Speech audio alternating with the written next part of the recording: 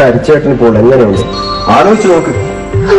5 വർഷങ്ങൾക്ക് ശേഷം ഈശ്വരൻ സഹായിച്ച് എനിക്ക് ഹരിച്ചേട്ടനെ ഒന്ന് കാണാൻ കഴിഞ്ഞു. എനിക്കൊരു 100 കാര്യങ്ങൾ ഹരിച്ചേട്ടനോട് പറയാനുണ്ട്. എനിക്ക് ഒരു കാര്യമേ പറയാനുള്ളൂ, ഒരേ ഒരു കാര്യം. അത് പറയാനാണ് ഞാൻ ഇങ്ങോട്ട് വന്നത്.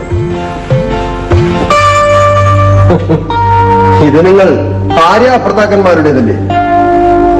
അതെ, നീ എന്റെ ജീവിതം തകർത്തു. അങ്ങനെ വിശ്വസിക്കുന്നില്ല.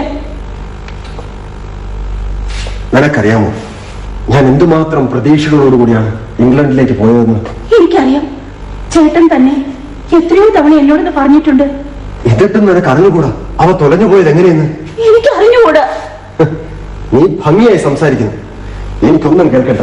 കേട്ടാലും കേട്ടില്ലെങ്കിലും എനിക്ക് പറയാനുള്ളത് മുഴുവൻ പറയണം. എല്ലാം പറഞ്ഞ് തീർത്തുകളാമെന്നായിരിക്കും നിന്റെ വ്യാമോഹം. ഒരു വ്യാമോഹത്തിൽ അകപ്പെട്ടില്ല എന്നുള്ളതാണ് എന്റെ കുറ്റം. അതാണ് എന്റെ സത്യം. നീ പറയുന്ന വാക്കുകൾക്ക് എന്തെങ്കിലും അർത്ഥമുണ്ടോ? ആ വാക്കുകൾക്ക് താങ്ങാൻ കഴിയാത്ത അർത്ഥമുണ്ട്. അത് ചേട്ടൻ തീർച്ചയായിട്ടും മനസ്സിലാക്കണം. മനസ്സിലാക്കണം അല്ലേ? അതെ ചേട്ടാ, ചേട്ടൻ എന്നെ വിശ്വസിക്കണം. ഞാൻ അറിഞ്ഞുകൊണ്ട് ഒരു തെറ്റും ചെയ്തിട്ടില്ല. കുട്ടിക്കാലത്തുണ്ടായിരുന്ന അതേ സ്നേഹം തന്നെ ഇപ്പോഴുമുണ്ട്. സ്നേഹം മൗഢ്യത്തിന്റെ സന്തതിയാണെന്ന് ഞാൻ മനസ്സിലാക്കി കഴിഞ്ഞു. നീ എന്റെ ഭാവിയെ നശിപ്പിച്ചു. നിനക്കറിയാമോ ഞാനും എന്തുമാത്രം ദുഃഖം അനുഭവിക്കുന്നുവെന്ന്? ഈ സിഗരറ്റ് എരിയുന്നത് പോലെ നിന്നെ ഞാൻ നശിപ്പിക്കും. എനിക്ക് സന്തോഷിക്കാം. അയ്യോ, ചേട്ടൻ എന്നെ നശിപ്പിക്കുന്നു. എന്തിനെ? ഞാൻ അറിഞ്ഞുകൊണ്ട് ഒരു തെറ്റും ചെയ്തിട്ടില്ല ചേട്ടാ. പക്ഷേ എന്റെ വിവാഹം, അതെ, നിന്റെ വിവാഹം രീതിയിൽ നിന്നുകൊണ്ടാണ് ഞാൻ അതിന് വഴിപ്പെട്ടത്. നീ ഭയങ്കര ഭാഗ്യവതിയാണ്. അതെ, ഞാൻ മനസ്സുകൊണ്ട് ഭർത്താവായി സ്വീകരിച്ച ഒരാളുടെ ഭാവി സുഖത്തിന് വേണ്ടി. ചേട്ടൻ ഇപ്പൊ മനസ്സിലായി കാണും ഞാൻ ആരെയാണ് ഉദ്ദേശിക്കുന്നത്. നിന്റെ ഭർത്താവിന്റെ അല്ലേ? അതെ ചേട്ടാ, ഞാൻ എല്ലാം തെളിച്ചു പറയാം. ഞാനും ചേട്ടനും തമ്മിലുള്ള വ്യത്യാസം ഓരോ മണിക്കൂറുകൾ കഴിയും തോറും എനിക്ക് മനസ്സിലായി തുടങ്ങിയിരുന്നു. നാം തമ്മിലുള്ള വ്യത്യാസം എനിക്കും ഏറെക്കുറെ ബോധ്യമായി കഴിഞ്ഞു. ഒന്നിച്ചു വളർന്ന നാം തമ്മിൽ മറയ്ക്കാൻ വയ്യാത്ത ചില വ്യത്യാസങ്ങൾ ഞാൻ കണ്ടു തുടങ്ങിയിരുന്നു. ഞാനൊരു മൂഢനാണെന്ന് നീ ബുദ്ധിശാലിയാണ് അല്ലേ? അല്ല ചേട്ടാ, പണം കൊണ്ടും പദവി കൊണ്ടും ചേട്ടൻ വലിയവൻ. ഞാനൊരു സാധാരണക്കാരി പെണ്ണ്. ചേട്ടൻ എന്നെ വിവാഹം കഴിക്കുമെന്ന് ഞാൻ എങ്ങനെ വിശ്വസിക്കും? അപ്പോ നീ എന്റെ സ്നേഹത്തെ വിശ്വസിച്ചില്ല? ഒരു പനിനീർ പൂവിന്റെ പരിശുദ്ധി ഞാൻ ആ സ്നേഹത്തിൽ കണ്ടിരുന്നു. പിന്നെ നിന്റെ തലയിൽ ആ കാട്ടുതീ എങ്ങനെ പടർന്നു പിടിച്ചു? സ്നേഹത്തിന്റെ ആഴമല്ല വിവാഹത്തിന്റെ യോഗ്യതയെന്ന് എന്റെ ചുറ്റുപാടുകളിൽ നിന്ന് ഞാൻ മനസ്സിലാക്കിയിരുന്നു. നാം തമ്മിൽ ഇനി സംസാരിക്കണ്ട. നിനക്ക് നിന്റെ സുഖം, എനിക്ക് എന്റെ സുഖം. ഞാൻ പോകുന്നു. അയ്യോ, ചേട്ടൻ പോവുകയാണോ? അല്പം കൂടി നിന്നിട്ട് പോകണം.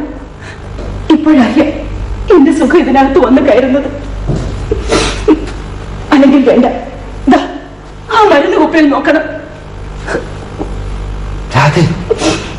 നീ എന്താണ് ഉദ്ദേശിക്കുന്നത്? എനിക്കൊന്നും മനസ്സിലാകുന്നില്ല. തെളിച്ചു പറയൂ. ഞാൻ എല്ലാം തെളിച്ചു പറയാം. കാസരോഗി മദ്യപാനിയുമായ ഒരാളിന്റെ ഭാര്യയാണ് ഞാനെന്ന് സത്യം. എന്താ ഇപ്പൊ മനസ്സിലായോ?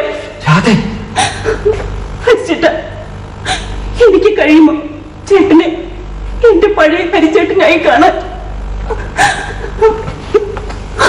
ചേട്ടാ,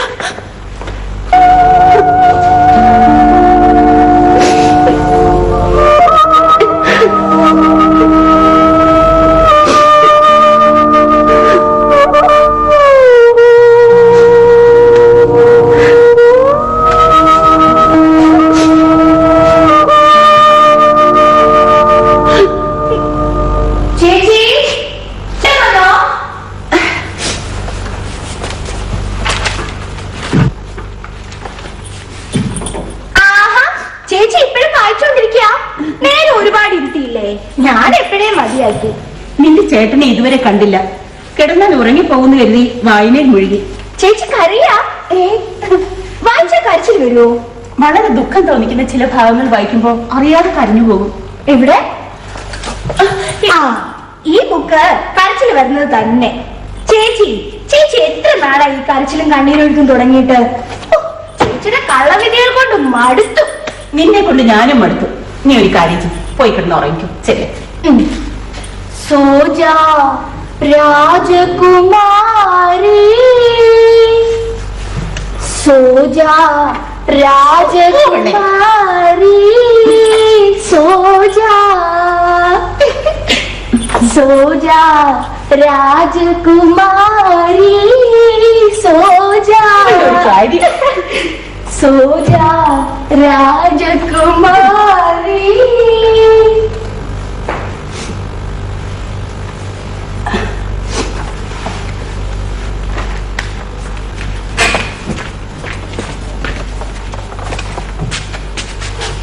ഇവിടുന്ന് ഇപ്പൊ ആരെ ഇറങ്ങിപ്പോയത് പാടിക്കൊണ്ട്? ലീല. ലീലയാണോ? അവളിതുവരെ ഉറങ്ങിയില്ലേ? അവൾക്ക് കുറെ പഠിക്കാനുണ്ടായിരുന്നു. ഇപ്പൊ ഇങ്ങോട്ട് കയറി വന്നു, ഉടനെ തിരിച്ചു പോവുകയും ചെയ്തു. നിനക്കിന്നെന്താ ഒരു ക്ഷീണം? വൈകിട്ട് ഞാൻ ഇവിടുന്ന് പോകുമ്പോ നിന്റെ അച്ഛന്റെ മുമ്പിൽ വളരെ തെളിഞ്ഞു കയറി നിൽക്കുകയായിരുന്നല്ലോ. ഉറക്കം വന്നു, പക്ഷെ ഞാൻ ഇതുവരെ ഉറങ്ങിയില്ല. നിനക്ക് ഉറങ്ങിക്കൂടായിരുന്നു. ഞാൻ വിളിച്ചിട്ട് എഴുന്നേറ്റാ പോരെ. നാളെ മുതൽ അത് മതി. നീ തനിച്ച് രാത്രി വളരെ നേരം ഇരിക്കണ്ട. അങ്ങ് നേരത്തെ വന്നാലും മതിയല്ലോ. എനിക്ക് മനസ്സാകുമ്പോ വരും. ഞാൻ നിങ്ങളുടെ ആരുടെയും ചെലവിലല്ലല്ലോ. ഓ, അങ്ങ് മഹാപ്രഭു, ഞങ്ങളുടെ ചെലവിലോ ജീവിക്കുന്നത്? അതിരിക്കട്ടെ, ഇന്ന് കേശവക്കുറിപ്പ് ഇവിടെ വന്നിട്ടുണ്ടോ? ഇല്ല. അയാള് വന്നിരിക്കും. ഞാൻ ഊണ് കഴിക്കുന്നത് വരെ അയാൾ വന്നിട്ടില്ല. ഈ കേശവക്കുറിപ്പിനെ പറ്റി നിന്റെ അഭിപ്രായം എന്താ? ഇപ്പൊ ഇങ്ങനെ ഒരു ചോദ്യത്തിന്റെ ആവശ്യം? അല്ല, ഇയാള് നിന്റെ അനിയത്തിയുടെ ഭർത്താവ്. അപ്പൊ നിനക്ക് അയാളെ പറ്റി ചില അഭിപ്രായങ്ങളൊക്കെ കാണുമല്ലോ. എന്റെ അനിയത്തിയുടെ ഭർത്താവിനെ കുറിച്ച് ഞാനങ്ങനെ പ്രത്യേകിച്ചൊരു അഭിപ്രായം പറയേണ്ട ആവശ്യമില്ലല്ലോ. നല്ല ആരോഗ്യം, ഉറച്ച ശരീരം. അയാൾക്കും സുമതിക്കും കൊള്ളാം. കാണെങ്കിൽ യാതൊരു ദുസ്വഭാവവും ഇല്ല. അവർക്ക് രണ്ടുപേർക്ക് മാത്രമല്ല, ഈ ലോകത്തിനും കൊള്ളാം.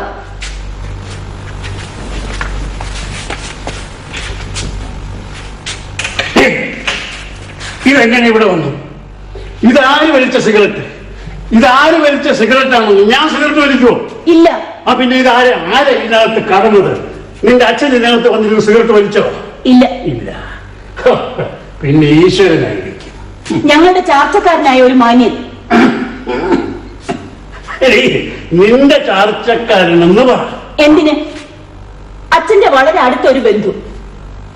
അദ്ദേഹത്തിന്റെ കുട്ടിക്കാലം മുതൽ അച്ഛന്റെ സംരക്ഷണയിലായിരുന്നു. അയാളുടെ വസ്തുക്കളുടെ ട്രസ്റ്റി ആയിരുന്നു എന്റെ അച്ഛൻ. അതിന് പകരം അയാളിപ്പോ മക്കളുടെ ട്രസ്റ്റിയുമായി അല്ലേ? അങ്ങ് തെറ്റിദ്ധരിക്കുന്നു. നിന്റെ കാവട്യത്തെ അല്ല, എന്റെ പരിശുദ്ധിയെ. ഓ, ഒരു ദേവകന്യക. ഞാൻ ഒരു സാധാരണക്കാരി. നിനക്ക് നന്നായിട്ട് സംസാരിക്കണം കേട്ടോ. ഈശ്വരൻ തന്ന ശക്തി. അല്ലടി, പിശാച് തന്ന ബുദ്ധി എന്ന് പറ. അതിന്റെ വലയിൽ അവനാണ് അകപ്പെട്ടിരിക്കുന്നത്. അതെ, ഞാൻ നിന്റെ വലയിൽ അകപ്പെട്ടിരിക്കുന്നു. ഈ സിഗരറ്റ് തുണ്ടിനെ കുറിച്ച് എനിക്ക് എന്തെങ്കിലും സംശയം ഉണ്ടായിരുന്നെങ്കിൽ ഞാൻ ഇതിവിടെ സൂക്ഷിക്കുമായിരുന്നു. അയ്യോ, നിന്റെ പരിശുദ്ധയുടെ ദൃഷ്ടാന്തമല്ലയോ? എനിക്ക് പറയാനുള്ളത് മുഴുവൻ ഞാൻ പറഞ്ഞു കഴിഞ്ഞു. ഇനി എനിക്കൊന്നും പറയാനില്ല. എനിക്കറിയാനുള്ളത് മുഴുവൻ ഞാൻ അറിഞ്ഞും കഴിഞ്ഞു. ഇനി എനിക്കൊന്നും ചോദിക്കാനില്ല. പരമാർത്ഥം ഒന്നേ ഉള്ളൂ. അത് നമ്മൾ രണ്ടുപേരും മനസ്സിലാക്കിയിരുന്നെങ്കിൽ ഈ സംശയത്തിന്റെ ആവശ്യം വരില്ലായിരുന്നു. അപ്പോ നിന്റെ ചാർച്ചക്കാരൻ അല്ലേ? ആ ചാർച്ചക്കാരൻ പാതിരായിക്ക് ഇവിടെ നിന്നെ കാണാമോ? അതായത് നിന്നെ കാണാൻ വേണ്ടി അല്ലേ?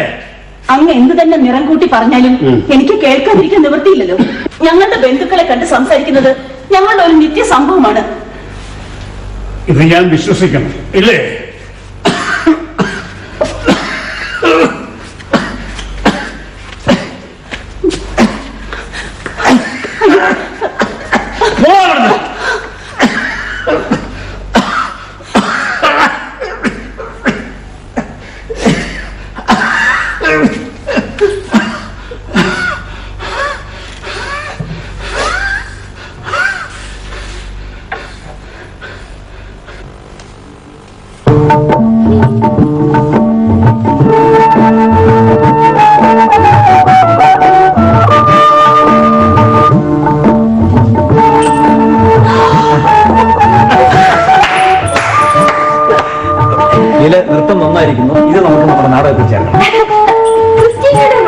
ഗാർഗോ ഇത്ര മനോഹരമായി അവതരിപ്പിച്ചിരിക്കുന്നു.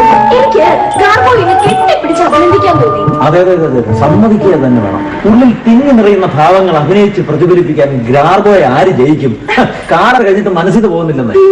എനിക്കും അതുപോലൊരു കഥാപാത്രം ചെയ്യണമെന്ന് തോന്നി. പറ്റുമെന്ന് തോന്നുന്നില്ല. അതിന് പറ്റിയ നാടകങ്ങൾ മലയാളത്തിൽ എഴുതിയിരിക്കുന്നു. ആരെങ്കിലും ഒന്ന് എഴുതിയിരുന്നെങ്കിൽ. ഇത് പറഞ്ഞപ്പോഴാണ് എനിക്കൊരു കാര്യം ഓർമ്മ വന്നത്. ഞാനൊരു നാടകം എഴുതിക്കൊണ്ടിരിക്കുക, തീരാറായി. അതിൽ ഞാനൊരു നായികയെ സൃഷ്ടിച്ചിട്ടുണ്ട്. ലീല തന്നെ ആ ഭാഗം അഭിനയിക്കണം. കൊള്ളാലോ സംഗതി. എങ്ങനെയാണ് പോക്ക്? നല്ല ഉത്സാഹവും ചുറുചുറുക്കുമുള്ള നായിക, ഒന്നാം തരം സംഗീതക്കാരി, പിന്നെ നല്ല അഭിനയ സാമർഥ്യം, പോരാത്തതിനെ ഈ ആൾക്കാരെ പരിഹസിക്കാൻ ബഹുസമർത്ഥ. ബാക്കി ഞാൻ ഊഹിച്ചു കഴിഞ്ഞു. എന്ത്? അവള് ഒരു നാടകക്കാരനെ പ്രേമിക്കുന്നു. അവർ രണ്ടുപേരും വിദ്യാർത്ഥികൾ. അതെ അതെ അതെ അതെ, ക്ലാസ്സിലുള്ളവർ രണ്ടുപേരെയും ചേർത്ത് കഥകൾ ഉണ്ടാക്കുന്നു. അവർ രണ്ടുപേരും അതിനെ പുല്ല് പോലെ അവഗണിക്കുന്നു. പരീക്ഷയിൽ രണ്ടുപേരും തോൽക്കുന്നു. അവസാനം രണ്ടുപേരും തെണ്ടുന്നു. ഇത് സമാർത്ഥക. എങ്ങനെയുണ്ട്? നല്ല കഥയല്ലേ? അഭിനയിക്കാൻ നല്ല സ്കോപ്പില്ലേ? പിന്നെ പറയാനുണ്ടോ? പക്ഷേ ഈ നാടകത്തിന് ആവശ്യം അഭിനയമല്ല, പിന്നെ നല്ല തൊലിക്കെട്ടിയാ. അല്ല, അതെ, അത് ലീലയ്ക്ക് വേണ്ടോളം ഉണ്ടല്ലോ. അത് താങ്കൾക്ക് എങ്ങനെ അറിയാം? ആവശ്യമില്ലാതെ മനുഷ്യനെ കുറിച്ച് അപവാദം പറഞ്ഞാലുള്ള ശിക്ഷ എന്താണെന്നറിയാമോ? അതെ, ഒരു 100 തെളിവുകൾ തരാം. പോരെങ്കിലേ ഇങ്ങോട്ട് നോക്ക്, ഏത് ശിക്ഷ അനുഭവിച്ചോളാമേ. അങ്ങനെ വഴിക്കുവാ. കുറച്ചു നേരമായി. പരീക്ഷ ഇനി വന്ന തലേക്ക് ഇദ്ദേഹത്തിന് എന്റെ നോട്ട്സ് ഒക്കെ വേണമെന്ന് പറഞ്ഞ് വന്നിരിക്കുക. ഞാൻ കൊടുത്തില്ല. നീ നോട്ട് എഴുതിയിട്ടില്ല എന്നുള്ള കാര്യം ആരും അറിയാതിരിക്കാനുള്ള സൂത്രപ്പണി അല്ലേ ഇത്?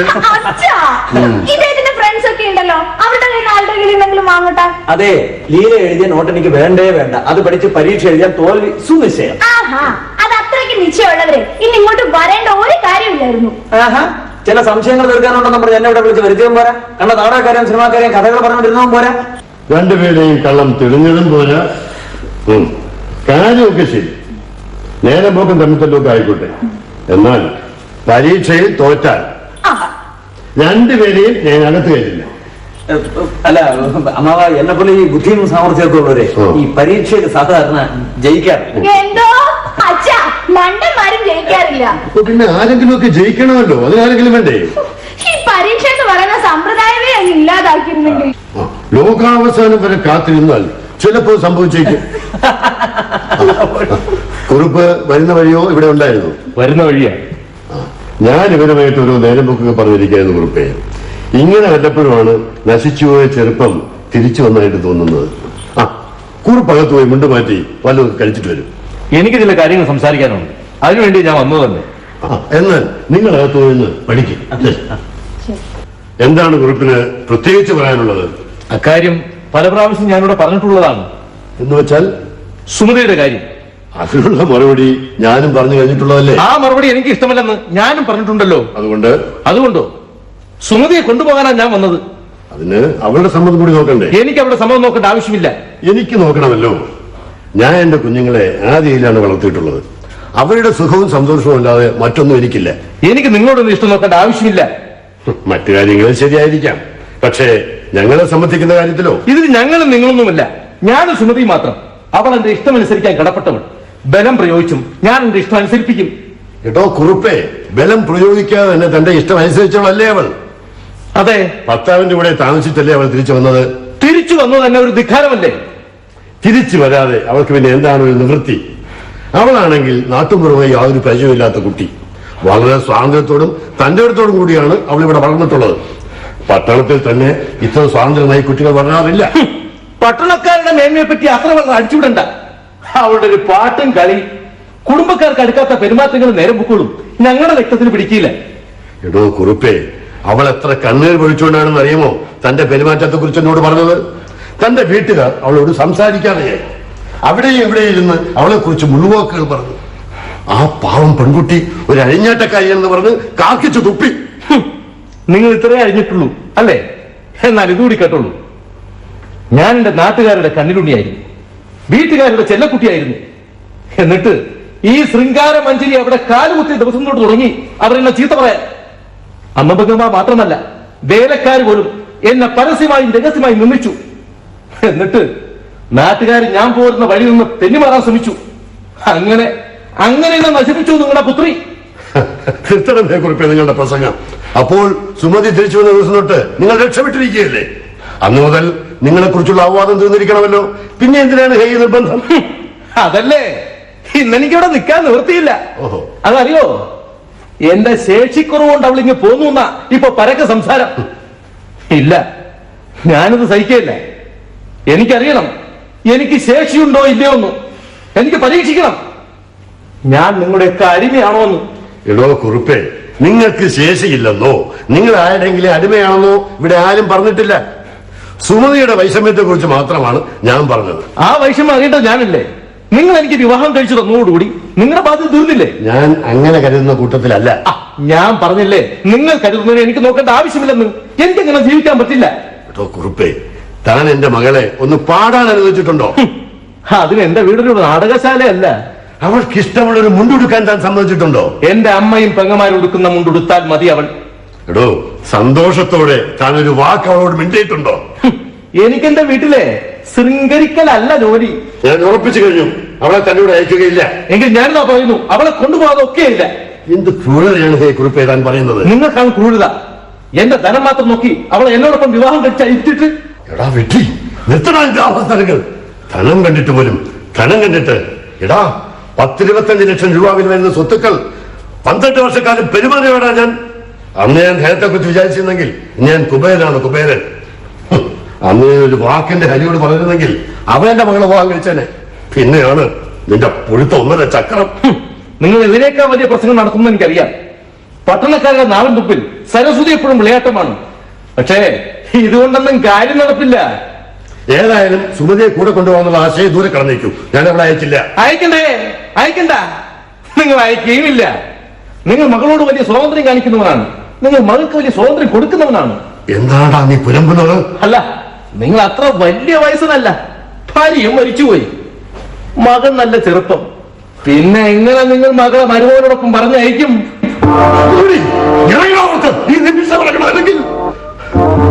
ഇതിനെ തന്നോട് ഞാൻ പകരം ചോദിക്കും. ഈ കാട്ടാള് ഞാൻ എന്റെ മകളെ കൊടുത്തു പോയല്ലോ.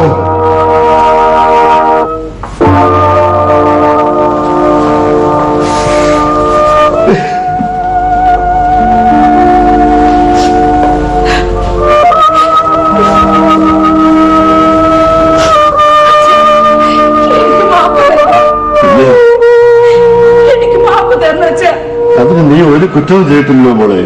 ഉണ്ട്, തീർച്ചയായും ഉണ്ട്. ഞാൻ അച്ഛനെ തകർത്തു. ഞാൻ ദുഷ്ടനല്ലേ ഉത്തരവാദി? അയ്യോ, ഞാൻ എന്തൊരു പാപം ചെയ്തു അച്ഛനെ വേദന വരുത്ത്. അച്ഛ, എന്നെ അനുവദിക്കണം. ഞാൻ നെടുവനാട്ട് പോയി താമസിക്കാം. വേണ്ട, അക്കഥ മിണ്ടണ്ട. നീ പോകണ്ട, നീ പോയിക്കൂടാ. അച്ഛ, ആ നരകം ഞാൻ അനുഭവിക്കാം. അച്ഛന്റെ ദുഷ്പേര് നീങ്ങാൻ മാത്രം മതി. അയ്യോ, അദ്ദേഹം അത് പരത്തും, അത് പടരും. ഞാനത് സഹിക്കയില്ല. അവൻ വേണമെങ്കിൽ ലോകം മുഴുവൻ വിളംബരം ചെയ്യട്ടെ. ആ ചുടുകാട്ടിലേക്ക് ഞാൻ എന്റെ മകളെ അയക്കില്ല. ഞാനൊരു അച്ഛനാണ്. ഞാനൊരു മകളാണ്. ആ നരകം ഞാൻ തന്നെ അനുഭവിക്കാം. എന്നെ അനുവദിക്കണം. ഇക്കാര്യത്തിൽ നീ എന്ത് പറഞ്ഞിട്ടും വിശേഷമില്ല. ഞാൻ നിശ്ചയിച്ചു കഴിഞ്ഞു. ഞാനും നിശ്ചയിച്ചു കഴിഞ്ഞു. നീ എന്ത് നിശ്ചയിച്ചു? ഒരു കാട്ടാളിന്റെ ചൊൽപ്പടിക്ക് തുള്ളിക്കൊണ്ട് കണ്ടവന്റെ ആട്ടും തുപ്പും കാക്കിച്ചു സംസാരിച്ച് ജീവിക്കാനോ? നീ മാധവൻ നായരുടെ മകളായിട്ടല്ല സംസാരിക്കുന്നത്. ഞാൻ മാധവൻ നായരുടെ മകളായതുകൊണ്ടാണ് ഇങ്ങനെ സംസാരിക്കുന്നത്. മാധവൻ നായരുടെ മകൾ ഇത്തരം അപമാനം താങ്ങുകയില്ല. നീ എന്നെ വല്ലാണ്ട് വിഷമിപ്പിക്കുന്നു. ഞാൻ ഈ ബന്ധം സൃഷ്ടിക്കാതിരുന്നെങ്കിൽ. അച്ഛാ, എന്നെ അനുവദിക്കണം. ആ നരകം ഞാൻ അനുഭവിക്കാം. അച്ഛൻ ഒരിക്കലും ദുഃഖിച്ചുകൂടാ. ദുഃഖിക്കാൻ പാടില്ല. അതാണ് എന്റെ നിശ്ചയം. ഭയങ്കരമായ ഒരു തെറ്റാണ് മോളെ ഞാൻ നിന്നോട് ചെയ്തത്. ഞാനാണ് തെറ്റ് ചെയ്തത്. ഞാൻ ഒരിക്കലും അവിടെ നിന്ന് പോരാൻ പാടില്ലായിരുന്നു. അവിടെ താമസിക്കുകയായിരുന്നു എന്റെ കർത്തവ്യം. അല്ല, നീ ചെയ്തു തന്നെയാണ് ശരി. അത് തന്നെയായിരുന്നു നിന്റെ കർത്തവ്യം. നീ അതിനെ കുറിച്ച് വിഷമിക്കണ്ട. നീ അകത്ത് പോ, ഞാൻ അല്പം വിശ്രമിക്കട്ടെ. അച്ഛാ, ഒരു മകളെന്ന നിലയിൽ അച്ഛനെ അനുസരിക്കും പോലെ തന്നെ ഒരു ഭാര്യ എന്ന നിലയിൽ ഞാൻ ഭർത്താവിനെ അനുസരിക്കണ്ടേ? ഭർത്താവോ? അവൻ ഭർത്താവോ? പിശാചല്ലേ അവൻ? പിന്നെയാണ് ഭാര്യാധർമ്മം. അതിന്റെ കടമയാണ്. അല്ലെന്നാണ് ഞാൻ പറയുന്നത്. ഭർത്താവിനോടുള്ള കടമ, അച്ഛനോടുള്ള കടമ, കുടുംബത്തോടുള്ള കടമ. മോളെ, നിനക്ക് നിന്നോടുള്ള കടമ നീ ഓർമ്മിക്കൂ. എന്നോടുള്ള കടമയോ? അതെ, നീ മരിച്ചുകൊണ്ട് ജീവിച്ചുകൂടാ. ഞാൻ ജീവിക്കാൻ വേണ്ടി മരിക്കുക. ശുദ്ധ വിഡ്ഢിത്തം, വെറും കർത്തവ്യം. എനിക്കിത് കേൾക്കണ്ട. ഞാൻ നരകത്തെ സ്വന്തമാക്കി മാറ്റും. മോളെ, മണല് കൊണ്ട് കയറി വിരിക്കാൻ പറ്റുമോ? അച്ഛാ, ഒരു സ്ത്രീക്ക് അതിനുള്ള ശക്തിയുണ്ട്. വെറും തോന്നലാണത്. അതെ, പരമാർത്ഥത്തെ പറ്റിയുള്ള തോന്നൽ. അച്ഛൻ എന്നോട് ദയവ് കാണിക്കണം. അയ്യോ, അദ്ദേഹം എന്താണ് പറഞ്ഞത്? ഭ്രാന്ത് അല്ലാതെന്ത്? ഞാൻ പോകും, ജീവിക്കും, സഹിക്കും. വേണ്ടെന്നാണ് ഞാൻ പറയുന്നത്. എനിക്ക് പോകണം അച്ഛാ. എങ്കിൽ നീ എന്നെ മറക്കണം. അയ്യോ, എന്തിന്? എനിക്ക് പോകാൻ. അച്ഛനെ മറന്നാൽ എനിക്ക് പിന്നെ പോകേണ്ടി വരില്ല. നിനക്ക് പോകണമെങ്കിൽ അച്ഛനെ മറക്കാതെയും പറ്റില്ല. അയ്യോ, അച്ഛനെ പറ്റിയുള്ള അപവാദം. അത് നിസ്സാരം മോളെ. അച്ഛന് നീയാണ് ഏറ്റവും വലുത്. ഈശ്വര, ഈ ഭൂമി ഇടിഞ്ഞു താന്നിരുന്നെങ്കിൽ, ആകാശം ഉടഞ്ഞ് താഴെ വീണിരുന്നെങ്കിൽ.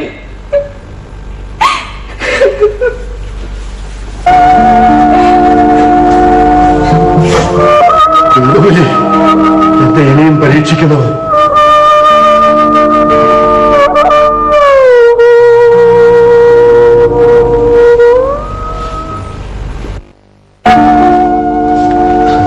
അമ്മാവ, നീ പിന്നെയും വന്നോ?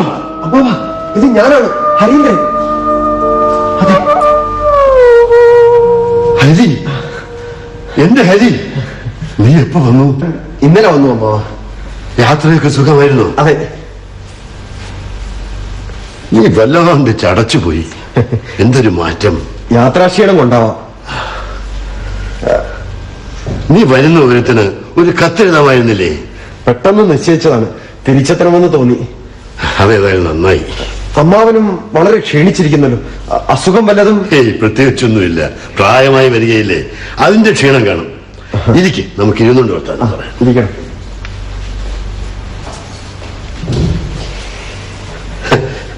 ഞാൻ എന്റെ കേശവൻ ചേട്ടനെ ഓർത്തു പോവുകയാണ്. അമ്മാവന്റെ മടിയിലിരുന്ന് വികൃതി കാണിച്ചതൊക്കെ ഞാൻ ഓർമ്മിച്ചു പോവുകയാണ്. സ്നേഹത്തിന്റെ നിറകുടം, പരിശുദ്ധിയുടെ വിളനിലം, അതായിരുന്നു എന്റെ കേശവൻ ചേട്ടൻ. അവരെല്ലാം സുഹൃത്തുക്കൾ. ദൈവം നേരത്തെ വിളിച്ചു.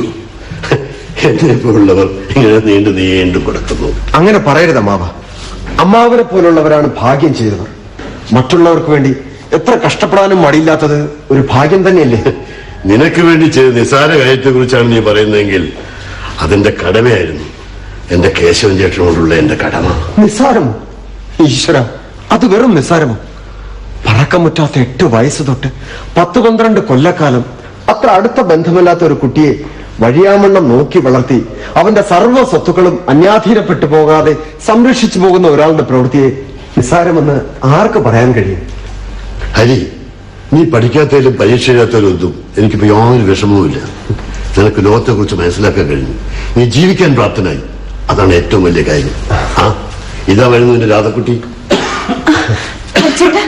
ചേട്ടൻ എപ്പോ വന്നു? ഞാൻ ഇന്നലെ വന്നു രാധേ. ഇത് ജനാർദ്ദനൻ നായർ, രാധയുടെ ഭർത്താവ്. സുമതിയുടെ ഭർത്താവ് ഇപ്പൊ വന്നിട്ട് പോയതേ ഉള്ളൂ. ആ, എന്നാൽ നിങ്ങൾ സംസാരിച്ചിരിക്കും, ഞാൻ അകത്തേക്ക് പോട്ടെ. ശരി. നിങ്ങളെ രണ്ടുപേരെയും ഒരുമിച്ച് കാണാൻ കഴിഞ്ഞാൽ വളരെ സന്തോഷം. എന്താ മിസ്റ്റർ ജനാർദ്ദൻ നായർക്ക് നല്ല സുഖമില്ലേ? വല്ലാതെ ചുമയ്ക്കുന്നല്ലോ. 2 ദിവസമായി ചുമ തുടങ്ങിയിട്ട്. തീരെ സുഖമില്ല. എനിക്ക് സുഖമില്ലായിരുന്നു. ഞങ്ങൾ ആശുപത്രിയിൽ പോയിട്ട് വരികയാണ്. അത് വളരെ സൂക്ഷിക്കണം. ചുമ കൊണ്ട് തന്നെ പല സൂക്കേടുകളും ഉണ്ടാകാം.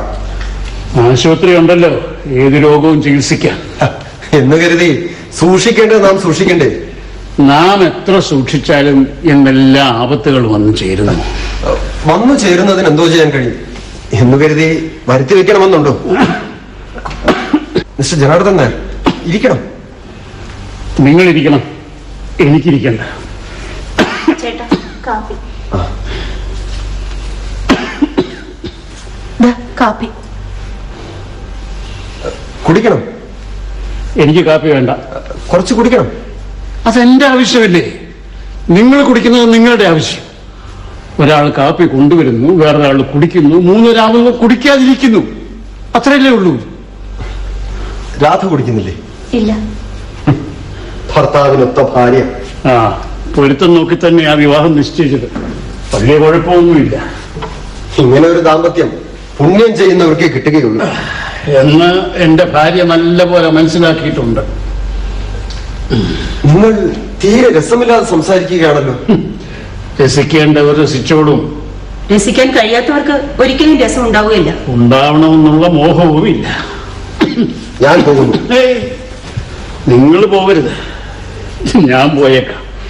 എനിക്കിവിടെ നിൽക്കാനുള്ള ശക്തിയില്ല. ഞാൻ ഇറങ്ങുന്നു. നിങ്ങൾ ചാർച്ചക്കാരല്ലേ, നിങ്ങൾക്ക് പലതും സംസാരിക്കാനുണ്ടാവും. ഞാൻ ചേട്ടൻ പോവുകയാണോ? അച്ഛനെ കണ്ട് ചോദിക്കാതെ. അതെ അതെ അതെ, അച്ഛനെ കാണണം, അച്ഛനെ കാണണം. പെട്ടെന്ന് അങ്ങനെ പോകരുത്. എത്ര നേരമായി നിങ്ങൾ ഈ പരിഹാസം തുടങ്ങിയിട്ട്? മിസ്റ്റർ ഹരീന്ദ്രൻ, ഈ പരിഹാസം ഹൃദയത്തിന്റെ അടുത്തത്തിൽ നിന്നാണ് ഉത്ഭവിക്കുന്നത്. പരിഹാസമോ? നല്ല നേരം പോക്ക്. എനിക്കങ്ങനെ തോന്നുന്നില്ല. ഇതാണ് പലരുടെയും ധാരണ. സർവാബദ്ധം. സത്യത്തിൽ നിന്നാണ് ഇതിന്റെ ഉൽപ്പത്തി. ആത്മാർത്ഥതയിലാണ് അതിന്റെ വളർച്ച. ഈ പ്രകൃതം ഇദ്ദേഹത്തിന്റെ കൂടപ്പിറപ്പാണ്. ഓരോരുത്തർക്ക് ഓരോ കൂടപ്പിറപ്പ്. ചിലർക്ക് പരിഹാസം, ചിലർക്ക് വഞ്ചന, ചിലർക്ക് മൗഢ്യം. അങ്ങനെ അങ്ങനെ അങ്ങനെ ഓരോന്നല്ലേ കൂടപ്പിറപ്പ്.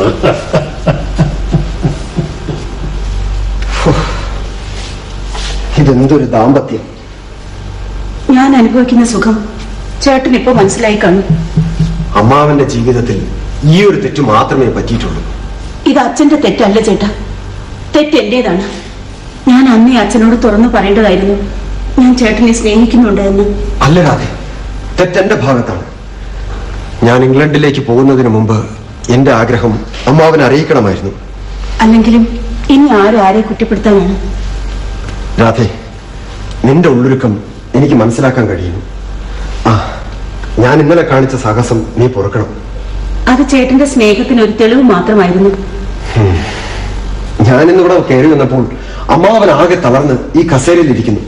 എന്നെ കണ്ട മാത്രയിൽ എടാ നീ പിന്നെയും വന്നു എന്ന് അലറി വിളിക്കുന്നുണ്ടായിരുന്നു. ഞാനാകെ അമ്പരത് പോയി. കുറച്ചു കഴിഞ്ഞപ്പോൾ അമ്മാവൻ വളരെ ശാന്തതയോടെ സ്നേഹത്തോടു കൂടി എന്നോട് സംസാരിക്കുകയും ചെയ്തു. ചേട്ടാ, അച്ഛൻ ഒരു കാര്യത്തിൽ വളരെയേറെ വിഷമിക്കുന്നുണ്ട്. അത് ഓർക്കുമ്പോ എന്റെ മനസ്സ് നേരെ പോകുന്നു. എന്താണത്? എന്തായാലും അത് പരിഹരിക്കേണ്ടത് എന്റെ കടമയാണ്.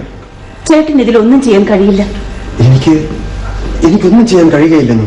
അതെ ചേട്ടാ, സുമതിയെ ഓർത്താണ് അച്ഛൻ വിഷമിക്കുന്നത്. അവൾ ഭർത്താവിന്റെ വീട്ടിൽ താമസിച്ച് സഹി കെട്ടിഞ്ഞു പോന്നു. അവൾ തിരികെ ചെല്ലണമെന്ന് ഭർത്താവിന് നിർബന്ധം. അവൾക്ക് ഇഷ്ടമല്ലെങ്കിൽ പോകണ്ടെന്ന് അച്ഛനും. അയാളാണെങ്കിൽ ഒരു മൃഗം. അതും അങ്ങനെ ആയിത്തീർന്നു. എനിക്കെന്ത് ചെയ്യാൻ കഴിയും? അയാൾക്ക് മാനസാന്തരം വരുത്താൻ ശ്രമിക്കാമെന്നേ ഉള്ളൂ. അച്ഛൻ ശ്രമിക്കാവുന്നിടത്തോളം ശ്രമിച്ച് പരാജയപ്പെട്ടിരിക്കുകയാണ്. എങ്കിൽ പിന്നെ ഞാൻ വിചാരിച്ചിട്ട് എന്ത് ചെയ്യാനാണ്? ചേട്ടൻ വിചാരിച്ചാൽ ചിലപ്പോ സാധിച്ചേക്കും. ശ്രമിച്ചു നോക്കാം. രാധേ, എനിക്ക് ഈ രീതിയിൽ ജീവിക്കാൻ കഴിയുകയില്ല. നോക്ക്, നമ്മുടെ സ്നേഹം അഴുക്ക് പറ്റിയതല്ല. അതിന് സാഫല്യം ഉണ്ടാവുക തന്നെ വേണം. അതുകൊണ്ട് ചേട്ടൻ എന്താണ് ഉപദേശിക്കുന്നത്? നമുക്കൊന്നിച്ച് ജീവിക്കണം. വിവാഹബന്ധം അതൊരു നേരം പോക്കല്ല. രോഗിയായ അദ്ദേഹം പ്രകൃതിയായ ഒരു സംശയക്കാരനാണ്. ഇന്നലെ ആ സിഗരറ്റ് കൊണ്ട് കണ്ടതോടുകൂടി അദ്ദേഹത്തിന്റെ സംശയം ഇരട്ടിച്ചിരിക്കുകയാണ്. അങ്ങനെ ഒരു അബദ്ധം പറ്റും. ഞാനത് ഓർമ്മിച്ചതേയില്ല. രാധേ, ഈ പരിതസ്ഥിതിയിൽ നീ അയാളോടുകൂടി താമസിക്കുന്നത് എങ്ങനെയാണ്? ഞാൻ താങ്കളാം. കുടുംബാഭിമാനെ കാത്ത് അച്ഛനെ വേദനിപ്പിക്കാതെ ഞാൻ ഇവിടെ തന്നെ താമസിച്ചോളാം. ചേട്ടൻ ഞങ്ങളുടെ ഉത്തമ ബന്ധു എന്ന നിലയിൽ കൂടെ കൂടെ ഇവിടെ വരുമ്പോ കണ്ടുകൊള്ളാം. അത് മതി, അത് മാത്രം മതി ചേട്ടാ. രാധേ, എനിക്കത് സാധ്യമല്ല. എന്റെ മുന്നിൽ രണ്ട് വഴികളേ ഉള്ളൂ. ഒന്നുകിൽ രാധയോട് കൂടിയുള്ള ജീവിതം, അല്ലെങ്കിൽ എന്റെ മരണം. അതാണ് എന്റെ ഭാവി. ചേട്ടൻ ആലോചിക്കാതെ പറയുകയാണ്. എന്റെ വേർപാടിൽ അച്ഛൻ ഏറെ ദുഃഖിക്കും. ആ വേദനയിൽ അദ്ദേഹം അവസാനം വരെ നേരെ മരിക്കും. മക്കളുടെ സ്നേഹത്തെ മറ്റെന്തിലും ഉപരിയായി കാണുന്ന ഒരു പിതാവാണ് അദ്ദേഹം. നോക്ക്, നിന്റെ ദാമ്പത്യം തകർച്ചയുടെ പ്രതീകമാണ്. ആ രോഗിക്ക് നിന്നോട് യാതൊരു സ്നേഹവുമില്ല. രാധേ, നീ എന്റെ മരണം ഇഷ്ടപ്പെടുന്നില്ലെങ്കിൽ നീ എന്നോട് കൂടി ജീവിക്കണം. നിന്റെ തീരുമാനം എന്റെ ഭാവിയെ തീർച്ചപ്പെടുത്തും. ചേട്ടാ,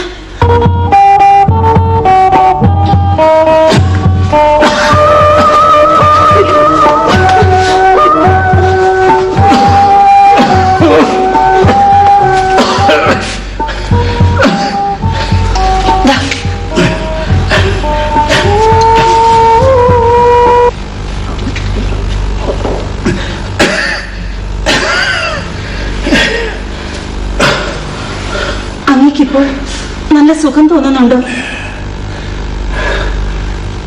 സുഖം അത്ര നിസ്സാര വസ്തുവാണെന്ന് എനിക്ക് തോന്നുന്നില്ല. അങ്ങ് എന്താണ് ഉദ്ദേശിക്കുന്നതെന്ന് എനിക്ക് മനസ്സിലാകുന്നില്ല. നീ അത്ര മടയുകയാണെന്ന് എനിക്ക് വിശ്വാസമില്ല. ഈ കാര്യത്തിൽ ഞാൻ മടയി തന്നെയാണെന്ന് തോന്നുന്നു. അതെ, നീ മനസ്സാക്ഷിക്ക് വിപരീതമായിട്ട് സംസാരിക്കുന്നു. എനിക്ക് മനസ്സിലാകുന്നില്ല.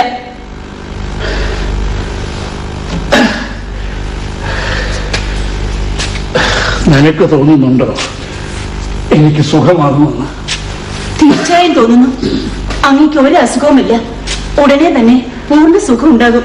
എന്റെ മരണത്തോടുകൂടി അതാണ് നീ ഉദ്ദേശിക്കുന്നത്? അതാണ് പരമാർത്ഥം. അങ്ങ് എന്ത് ക്രൂരനാണ് ഇങ്ങനെയൊക്കെ പറയാൻ. ഇതിൽ കൂടുതൽ വെറുപ്പ് എന്നോട് കാണിക്കാനില്ല. ഞാൻ സത്യം പറയുമ്പോ നീ ക്രൂരതയെന്ന് സംശയിക്കുന്നു അല്ലേ? രാധ, ഒരു കാര്യം അറിയാൻ ഞാൻ ആശിക്കുന്നു, ആത്മാർത്ഥമായി ആശിക്കുന്നു. നീ സത്യം പറയുമോ? അങ്ങേക്കതിൽ വല്ല സംശയം തോന്നുന്നുണ്ടോ? രാധ, നീ എന്നെ സ്നേഹിക്കുന്നുണ്ടോ? അങ്ങ് തീരെ സംശയിക്കേണ്ട ആവശ്യമില്ല. സംശയമില്ലാത്തവന് ചോദിച്ചിട്ടെന്ത് കാര്യം? 3 വർഷം എന്നോട് കൂടെ താമസിച്ചിട്ടും അങ്ങ് ഇപ്പോഴും എന്നെ സംശയിക്കുന്നു ഞാൻ അങ്ങേ സ്നേഹിക്കുന്നുണ്ടോ എന്ന്. കഷ്ടം. ശരിയാണ്, 3 വർഷത്തെ സഹവാസം കൊണ്ടും നിന്നെ മനസ്സിലാക്കാൻ എനിക്ക് കഴിഞ്ഞിട്ടില്ല. അതൊരു അപരാധമാണ്. അതെ, അതൊരു അപരാധം തന്നെയാണ്. എന്നാൽ അങ്ങ് ഇനിയെങ്കിലും വിശ്വസിക്കണം, ഞാൻ അങ്ങേ സ്നേഹിക്കുന്നുണ്ട്. ഒരു ഭാര്യ ഭർത്താവിനെ എങ്ങനെ സ്നേഹിക്കണമെന്ന് എനിക്കറിയാം. അതെ, നാം തമ്മിലുള്ള വിവാഹം നിനക്ക് രസിക്കുന്നുണ്ടോ? അങ്ങ് ക്ഷമിക്കണം. ഇല്ല. നീ എന്തുകൊണ്ട് ഈ വിവരം എന്നെ നേരത്തെ അറിയിച്ചില്ല? ഇപ്പോൾ തന്നെ അങ്ങ് ചോദിച്ചതുകൊണ്ടാണ് ഞാൻ പറഞ്ഞത്. ഇല്ലായിരുന്നെങ്കിൽ ഈ സത്യം എന്റെ ഉള്ളിൽ തന്നെ ജീവിക്കുമായിരുന്നു. നീ ആത്മാർത്ഥതയുടെ പ്രത്യക്ഷ രൂപമാണ്. അല്ല, ഞാൻ ദുരിതത്തിന്റെ തനി പകർപ്പാണ്. നിനക്കെന്നെ എങ്ങനെ സ്നേഹിക്കാൻ കഴിയും? എത്രയോ സ്ത്രീകൾ തങ്ങൾക്ക് ഇഷ്ടമല്ലാത്ത വിവാഹ ബന്ധത്തിൽ ഏർപ്പെട്ട് ഭർത്താക്കന്മാരെ സ്നേഹിക്കുന്നു. എന്റെ അനാരോഗ്യമാണോ നിനക്ക് ഇഷ്ടപ്പെടാത്തത്? അല്ല, എന്റെ പെരുമാറ്റമാണോ? അങ്ങ് തീരെ സംശയിക്കേണ്ട. അല്ല. പിന്നെ എന്റെ താരാടുത്തമാണോ നീ വെറുക്കുന്നത്? അല്ല, അങ്ങ് എന്നെ കാണുന്നതിന് മുൻപേ ഞാൻ അങ്ങേ വെറുത്തിരുന്നു. അതിനു മുമ്പ് തന്നെ ഞാൻ ഈ ബന്ധം ഇഷ്ടപ്പെട്ടിരുന്നില്ല. ഇതെന്ത് കഥയാ? ഇത് കഥയല്ല, സത്യമാണ്. അത് എനിക്ക് മനസ്സിലാകുന്നില്ല. ചേട്ടാ, ഞാനൊരു കാമുകയാണ്.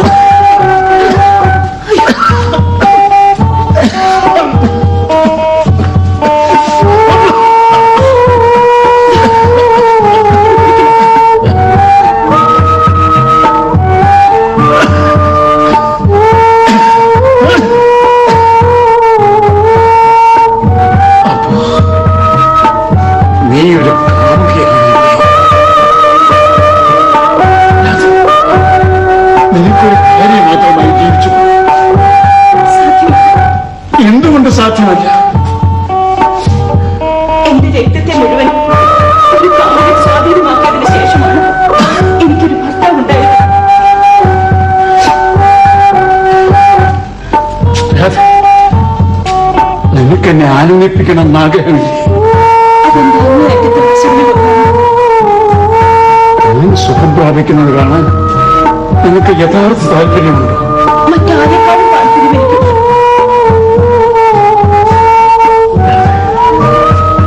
നിന്റെ കാമുകൻ എന്നെയും സ്നേഹിക്കുന്നു.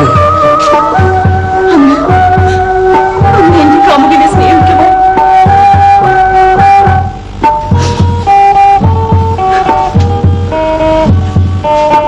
ആ, മണി 10 നീ കിടന്നോളൂ.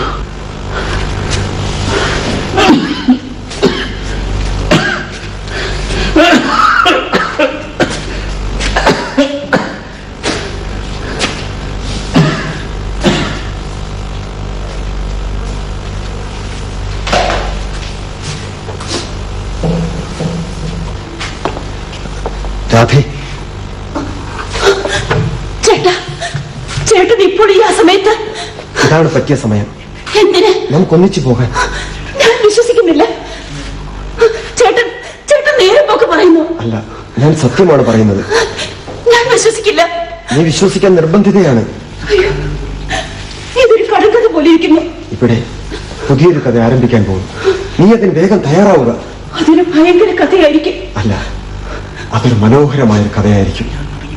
ചേട്ടാ, ഞാൻ നടുങ്ങി പോകുന്നു. അത് വെറും ദുർബലതയാണ്. ചേട്ടാ, ചേട്ടൻ എന്റെ കൺമുമ്പിൽ നിന്ന് പോകണം.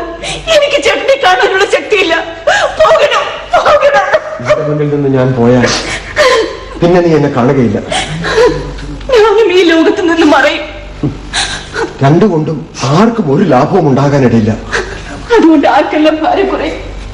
അച്ഛൻ, ലീല, സുമതി എല്ലാവരും എന്നെ സ്നേഹിക്കുന്നവർ. അവർ എന്നും നിന്നെ സ്നേഹിക്കും. ഞാൻ എന്നും അദ്ദേഹത്തെ സ്നേഹിക്കും. ഇതൊന്നൊരു അർത്ഥമില്ലാത്ത പേപറച്ചിലാണ്. നോക്ക്, നീ അയാളെ ഉപേക്ഷിക്കുന്നതുകൊണ്ട് ഒരു കുറ്റവുമില്ല. മറിച്ച് നിന്റെ ഭാവി ആനന്ദകരമായി തീരുകയും ചെയ്യും. അതെ, നേരം വളരെ ഇരുട്ടുന്നു. നമുക്ക് ഉടനെ ഇറങ്ങാം. ഒട്ടും താമസിക്കരുത്. പോകാം, പോകാം, നമുക്ക് പോകാം. വരൂ രാധ, പോകാം. വരൂ. ലീല, അയ്യോ, ചേട്ടാ, എന്താ? സുമതി, സുമതിക്ക് എന്ത് പറ്റി? സുമതിക്ക് എന്താ? സുമതി ചേച്ചി വിഷം കഴിച്ചോ? സുമതി.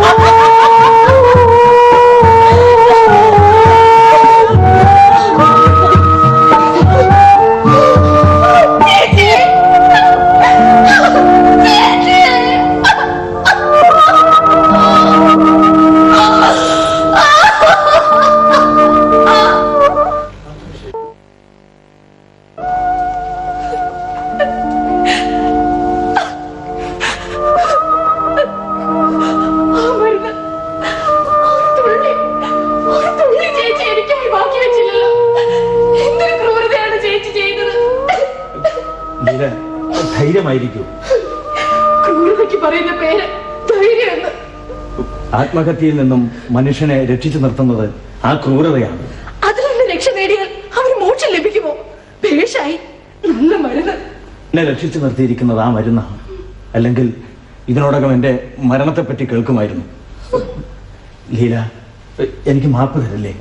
എന്നോട് മാപ്പ് ചോദിക്കേ? എനിക്ക് മാപ്പ് തരാൻ എന്ത് അവകാശം? ലീല, എനിക്ക് മാപ്പ് തരണം. എനിക്ക് മനസ്സിലാവുന്നില്ല. ഞാൻ ലീലയോട് അവിവേകം പ്രവർത്തിച്ചു. ഞാൻ വിശ്വസിക്കുന്നില്ല. അധർമ്മം കാണിച്ചു. എനിക്ക് മനസ്സിലാവുന്നില്ല. അരുതാത്തത് ചെയ്തു. ഇതിനൊരു വ്യാഖ്യാനം ആവശ്യമാണ്. ഞാൻ ലീലയെ സ്നേഹിച്ചു. ആ അധർമ്മം ഞാനും പ്രവർത്തിച്ചിട്ടുണ്ട്. അതെ, അതിന് ഞാൻ ഇടവരുത്തി. അതിനെന്താ? നമ്മുടെ സ്നേഹത്തിന് നാമാണ് ഉത്തരവാദികൾ. അതിന്റെ നന്മതിന്മകൾ നാമാണ് അനുഭവിക്കേണ്ടത്. പക്ഷേ ഞാൻ അസ്വതന്ത്രനാണ്. എന്നുവെച്ചാൽ നാം നാടകം കളിക്കുകയല്ല. അഭിനയത്തിന് ഇവിടെ യാതൊരു സ്ഥാനവുമില്ല. പരമാർത്ഥം ലീലേ, തുറച്ചു നോക്കുന്ന പരമാർത്ഥം. അതിന് മുന്നിൽ തന്നെയാണ് ഞാൻ നിൽക്കുന്നത്. നേരം പോക്ക് താങ്ങാനുള്ള അവസ്ഥയല്ല ഇതെന്ന് മനസ്സിലാക്കി സംസാരിക്കൂ. ലീല, എന്നെ ഒരു ആരാധകനായി മാത്രം കരുതണമെന്നൊരു അപേക്ഷ. ഞാൻ ഈശ്വരനല്ല, ആരാധന ഇഷ്ടപ്പെടുന്നില്ല. എന്റെ അച്ഛൻ ഒരു മാമൂൽ പ്രിയനാണ്. അദ്ദേഹം ഒരു വിപ്ലവകാരിയായാൽ തന്നെ നമുക്കെന്താ? അദ്ദേഹം പറയുന്നത് വേദവാക്യം പോലെ ഞാൻ അനുസരിച്ച് തന്നെ തീരണം. അദ്ദേഹത്തെ 1000 തവണ അനുസരിച്ചാലും എനിക്ക് ഒരു കുഴപ്പവുമില്ല. അദ്ദേഹത്തിന്റെ കയ്യിലാണ് എന്റെ ഭാവി. ഭാഗ്യം ഈശ്വരന്റെ കയ്യിലാണെന്ന് പറഞ്ഞില്ലല്ലോ. അദ്ദേഹം എന്റെ വിവാഹം നിശ്ചയിച്ചു കഴിഞ്ഞു. അത് ഇത്ര വേഗം അദ്ദേഹത്തെ കൊണ്ട് അനുസരിപ്പിച്ചത് കുറച്ച് കടന്നു പോയില്ലേ? ലീല, ക്ഷമിക്കണം. അദ്ദേഹം നിശ്ചയിച്ച വിവാഹം നമ്മുടേതല്ല. എന്നോട് ക്ഷമിക്കണം.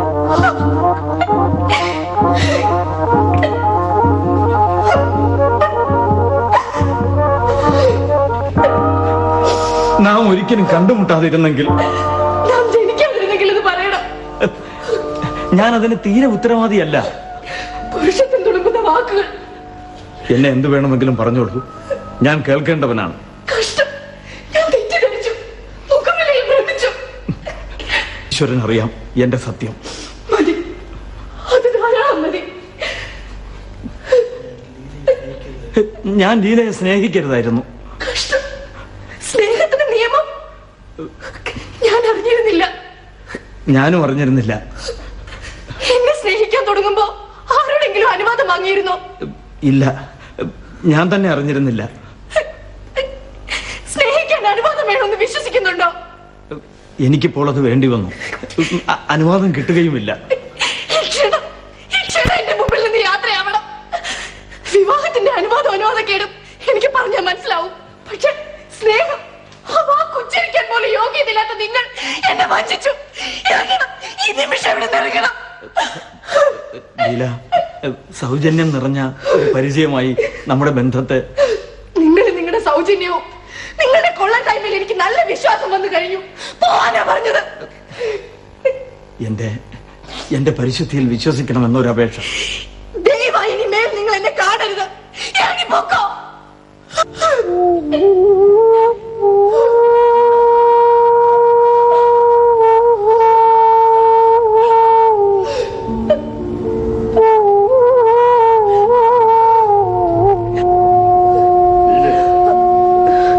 ഒരു വസ്തു കഴിക്കുന്നില്ല. ഞാൻ കഴിയുന്നതും ശ്രമിച്ചു, ഡോക്ടറിന് ശ്രമിച്ചു നോക്കി. വിഷം, നീറുന്ന വിഷം, പൊള്ളുന്ന വിഷം. ഇത് തന്നെ അവൾ എപ്പോഴും പറഞ്ഞുകൊണ്ടിരിക്കുന്നു. അച്ഛാ, ഇനി തരൂ. ഇനി ഞാനൊന്ന് ശ്രമിച്ചു നോക്കാം. ചേച്ചി വരൂ.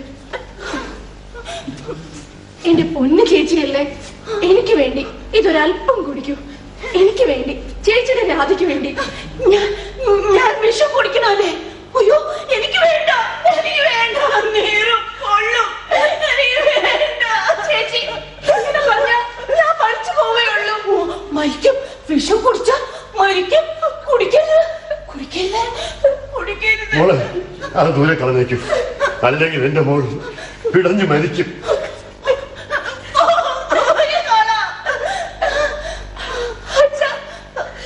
എങ്ങനെയാ നാം എന്ത് ചെയ്യും?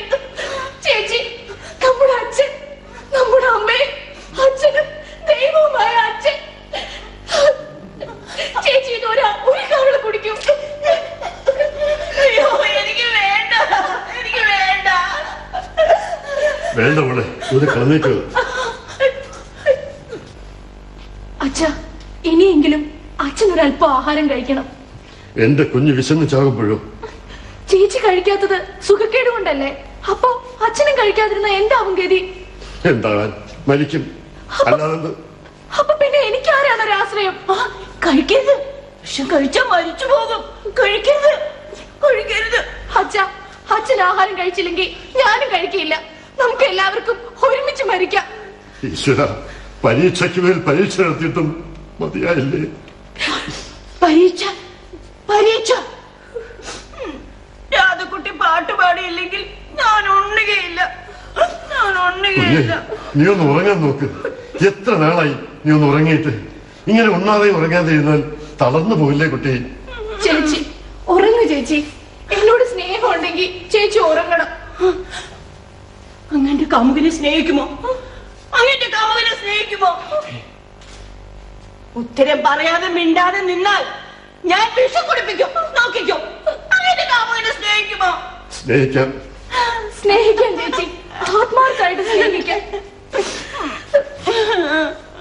സ്നേഹിക്കാഞ്ഞിട്ടല്ല ചേച്ചി, സ്നേഹിക്കാഞ്ഞിട്ടല്ല. ഇതെന്റെ സുമതി രാധയോട് പറഞ്ഞ വാക്കുകളാണ്. അതെ, എനിക്ക് ഓർമ്മയുണ്ട്, ഞാൻ കേട്ടതാണ്. എന്റെ മകൾ ഒരു സ്നേഹ സ്വരൂപിണിയായിരുന്നു. ആ കാട്ടാളൻ അവളെ നശിപ്പിച്ചു. നീ എന്നെ നശിപ്പിച്ചു, നീ എന്നെ നശിപ്പിച്ചു. അച്ഛാ, ആരൊക്കെയോ എന്തൊക്കെയോ പറഞ്ഞിട്ടുള്ളതോ എവിടേക്കോ വായിച്ചിട്ടുള്ളതോ ആണ് ചേച്ചി പറയുന്നതെല്ലാം. കല്ലലിയുന്ന മട്ടിൽ അവൾ എന്നോട് യാചിച്ചതാണ് അവളെ നെടുമുകാട്ടേക്ക് അയക്കാൻ. അന്ന് അവളെ അയച്ചിരുന്നെങ്കിൽ ഇതൊന്നും വരില്ലായിരുന്നു. അന്തസ് വരുത്തിയ ദുട്ടൻ അതിനനുവദിച്ചില്ല. അച്ഛൻ ചേച്ചിയുടെ ക്ഷേമം കരുതിയല്ലേ ചേച്ചി അയക്കാതിരുന്നത്? കഷ്ടം. വിവാഹത്തിന് ശേഷം എന്റെ ചേച്ചി സുഖം എന്തെന്ന് അറിഞ്ഞിട്ടില്ല. അവിടെയും ഇവിടെയും അവൾ നീറുകയായിരുന്നു. ഒരു നിമിഷം പോലും സുഖമായി ജീവിക്കാൻ ഭാഗ്യം കിട്ടാത്ത എന്റെ കുട്ടി നേരിപ്പോകും, നശിച്ചു പോകും, നശിച്ചു പോകും. അയ്യോ, ഇവിടൊക്കെ വിഷമാണ്, ഇവിടൊക്കെ വിഷമാണ്. കൊള്ളുന്നു, നീളുന്നു. അയ്യോ, ഇവിടൊക്കെ വിഷമാണ്. ചേച്ചി, എന്നെ പിടിക്കരുത്. പിടിച്ചാൽ ഞാൻ പിടി തട്ടിയിട്ട് ഓടും. ചേച്ചി,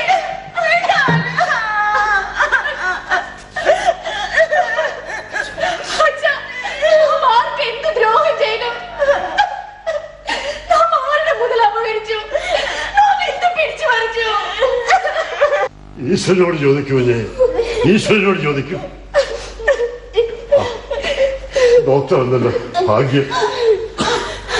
പറയൂ, പറയൂ, ഇതാരും കുടിച്ച വിഷം, ഇതാരും കുടിച്ച വിഷം. പറയില്ല അല്ലേ?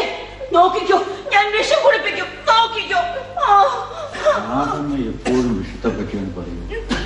സുമതിയമ്മ വിഷം കുടിച്ചത് രാധമ്മയുടെ മനസ്സിനെ വല്ലാതെ ബാധിച്ചിട്ടുണ്ട്. രോഗത്തിന് കാരണം ഇത് തന്നെ ആയിരിക്കും. അക്കാര്യം ചേച്ചി അറിയിച്ചത് ഞാനാണ്. അങ്ങനെ നോക്കുമ്പോ ചേച്ചി അസുഖക്കാരിയാവാൻ ഞാനാണ് കാരണം. അങ്ങനെ പറയാനാവില്ല. അതിനു മുൻപ് പല ഹേതുക്കളും ഉണ്ടായിരിക്കും.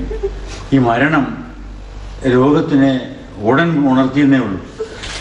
ഇതെല്ലാം എന്റെ പാപത്തിന്റെ ഫലമെന്ന് ഞാൻ കരുതുന്നുള്ളൂ. രോഗിയായ എന്നോട് കൂടി ജീവിക്കേണ്ടി വന്ന രാധയ്ക്ക് ഒരു സുഖവും അനുഭവിക്കാനിടയായിട്ടില്ല. അവളെയും കൂടെ ഞാനൊരു രോഗിയാക്കി. ഡോക്ടർ, രാധയ്ക്ക് എങ്ങനെയെങ്കിലും ആഹാരം കൊടുത്തില്ലെങ്കിൽ അപകടമാവും. എത്ര നിർബന്ധിച്ചിട്ടും അവളൊന്നും കഴിക്കുന്നില്ല. സ്വമേധയാ തീർച്ചയായും ആഹാരം കഴിക്കും. ആ വിഷശൃംഖം മനസ്സിൽ കിടക്കുന്നത് വരെ അത് നടപ്പില്ല. അത് മാറ്റാനാണ് ഞാൻ ശ്രമിക്കുന്നത്. അതൊന്നിനൊന്ന് കൂടി വരുന്നേ ഉള്ളൂ. ഒരു രോഗം വന്ന് പിടിപെട്ടാൽ എന്താ ചെയ്യുക? രോഗം ഭേദമാകുന്നവരെ ആഹാരം കഴിക്കാതിരുന്നാൽ ക്ഷീണം കുറയ്ക്കാനുള്ള മരുന്നുകളാണ് ഞാൻ കൊടുക്കുന്നത്. ആഹാരം മുന്നിൽ കണ്ടാൽ വിഷത്തെ പറ്റിയാകും ചിന്ത. പിന്നെ സുമതിയുടെ മരണത്തെ കുറിച്ച് ഓർക്കും. അങ്ങനെ രോഗം ശമിക്കുന്നതിന് പകരം വർദ്ധിക്കും. പല പരീക്ഷണങ്ങൾക്ക് ശേഷം തെളിഞ്ഞിട്ടുള്ള ഒരു തത്വമാണിത്. ഡോക്ടർ, അങ്ങ് എങ്ങനെയെങ്കിലും നിർബന്ധിച്ച് അച്ഛനെ കൊണ്ടൊരല്പം ആഹാരം കഴിപ്പിക്കണം. ചേച്ചി ആഹാരം കഴിച്ചാലേ അച്ഛനും കഴിക്കുള്ളൂ എന്നാണ് പറയുന്നത്. എനിക്ക് വേണ്ട ഡോക്ടർ, എനിക്ക് വേണ്ട. ഞാൻ എന്ത് ചെയ്യാൻ? അയ്യോ, അത് കഴിക്കരുത്. കത്തും, നീറും, പൊള്ളും, മരിക്കും. ഞാനാണ് കത്തുന്നത്, പൊള്ളുന്നത്, മരിക്കുന്നത്. സാർ, അങ്ങ് ചെയ്യുന്ന തെറ്റാണ്. അങ്ങ് രോഗത്തെ ക്ഷണിച്ചു വരുത്തുന്നു. എല്ലാം നോക്കിയും കണ്ട് ചെയ്യേണ്ട അങ്ങിങ്ങനെ തുടങ്ങിയാൽ, ഇങ്ങനെ ആയാൽ ഈ വീട്ടിൽ എന്റെ രോഗികളുടെ എണ്ണം വർദ്ധിക്കുമെന്നാണ് തോന്നുന്നത്. അച്ഛന്റെ പിറകെ തന്നെ ഞാനും. എന്റെ കാര്യം നേരത്തെ തീർച്ചപ്പെട്ട് കഴിഞ്ഞു. അങ്ങ് ഇങ്ങനെ അധൈര്യപ്പെട്ടാലോ? ഞാനൊരു പരമാർത്ഥം പറഞ്ഞെന്നേ ഉള്ളൂ ഡോക്ടറെ. നിങ്ങളുടെ ചികിത്സ എനിക്കൊരു വിനോദമാണ്. പിന്നെ മരുന്ന് കഴിക്കാൻ പറഞ്ഞാൽ അങ്ങനെ, കുത്തിവെക്കണമെന്ന് പറഞ്ഞാൽ അങ്ങനെ. ഡോക്ടർ, ജയാന്തനാൾക്കിപ്പോ എങ്ങനെയുണ്ട്? വളരെ ഭേദമുണ്ട്. ഇനിയും വളരെ കുറയുന്ന ലക്ഷണങ്ങളുമുണ്ട്. അമ്മ, ഇത് കുറയുകയില്ല, തീരും നിശേഷം. എന്റെ മരണത്തോടു കൂടി അടുത്ത ഭാവിയിൽ തന്നെ. ഭാവി? നിന്റെ തീരുമാനം എന്റെ ഭാവിയെ തീർച്ചപ്പെടുത്തും. നിന്റെ തീരുമാനം, എന്റെ തീരുമാനം. ജനാർദ്ദനുണ്ടായ രോഗം സാരമില്ല, പെട്ടെന്നുണ്ടായ ദുഃഖം കൊണ്ട് കൂടിയതാണ്. ഇല്ല അമ്മാവ, ഇല്ല. ഈ ജീവിതം പെട്ടെന്ന് അവസാനിക്കുമെങ്കിൽ ഞാനിത് വിലമതിക്കുമായിരുന്നു. രാധ, നീ എന്നോട് ക്ഷമിക്കണം. സ്വബോധം നയിച്ചവരുടെ ക്ഷമാപണം ചെയ്തിട്ട് എന്ത് കാര്യം? സ്വബോധം എനിക്കാണ് നശിച്ചത്. അതിനെ തിരിച്ചു കിട്ടുമെന്ന് എനിക്ക് ആശയമില്ല. നിങ്ങളുടെയൊക്കെ ഗതി ഇതാണെങ്കിൽ മൂത്ത് നരച്ച ഈ ഭാഗ്യത്തിന്റെ കാര്യമോ? അതോർത്തെങ്കിൽ നിങ്ങൾക്ക് ആശ്വസിച്ചുകൂടെ? അമ്മാവ, ആശ്വാസം ഇനി പരലോകത്ത്, ഈ ലോകത്തില്ല, തീർച്ചയായിട്ടുമില്ല. ജനാർദ്ദൻ നായർ, നിനക്ക് നല്ല ക്ഷീണമുണ്ട്, അകത്ത് പോയി വിശ്രമിക്കണം. മകളെയും കൂട്ടി അയക്കണം. ലീലെ, അകത്ത് പോയി അച്ഛന് ആഹാരം എടുത്തു വയ്ക്കൂ. ഞങ്ങൾ ഉടനെ വന്നേക്കാം. രോഗികൾക്ക് ഇഞ്ചക്ഷൻ കൊടുക്കണം. നിങ്ങളും നിങ്ങളുടെ ഒരു ഇഞ്ചക്ഷൻ, ഇനി ആ ദുരിതം കൂടെ ഞാൻ അനുഭവിക്കണോ? ആദ്യം ഒരാൾക്കേക്ക് പോകും.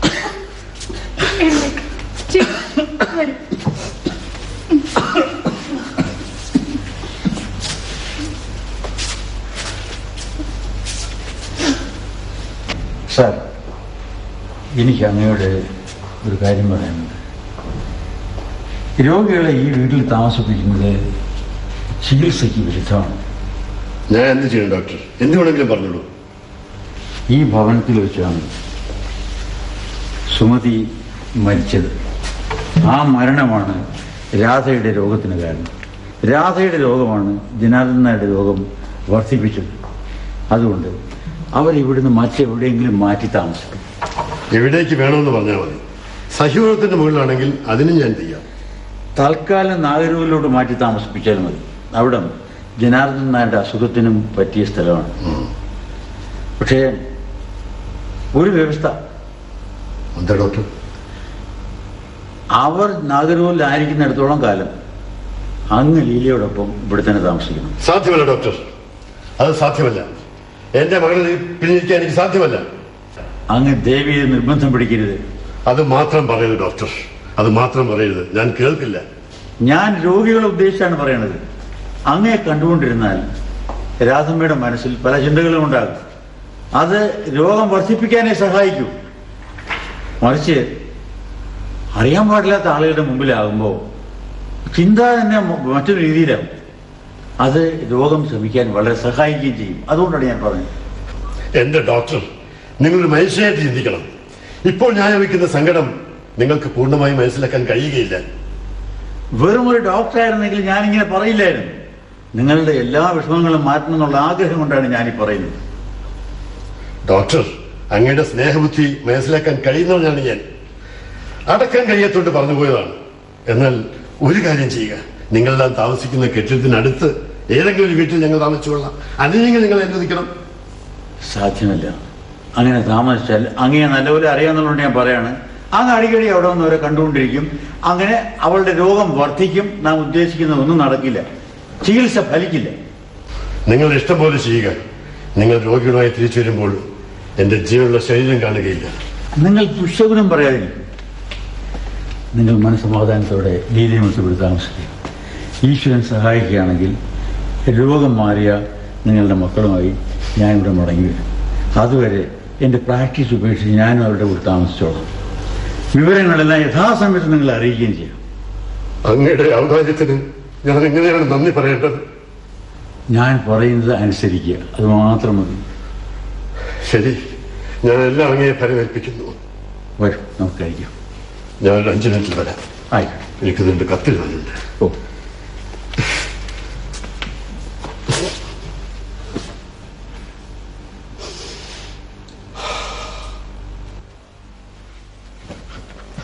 അമ്മാവാ, ക്ഷമിക്കണേ അമ്മാവാ, എനിക്ക് മാപ്പ് നൽകണേ അമ്മാവാ.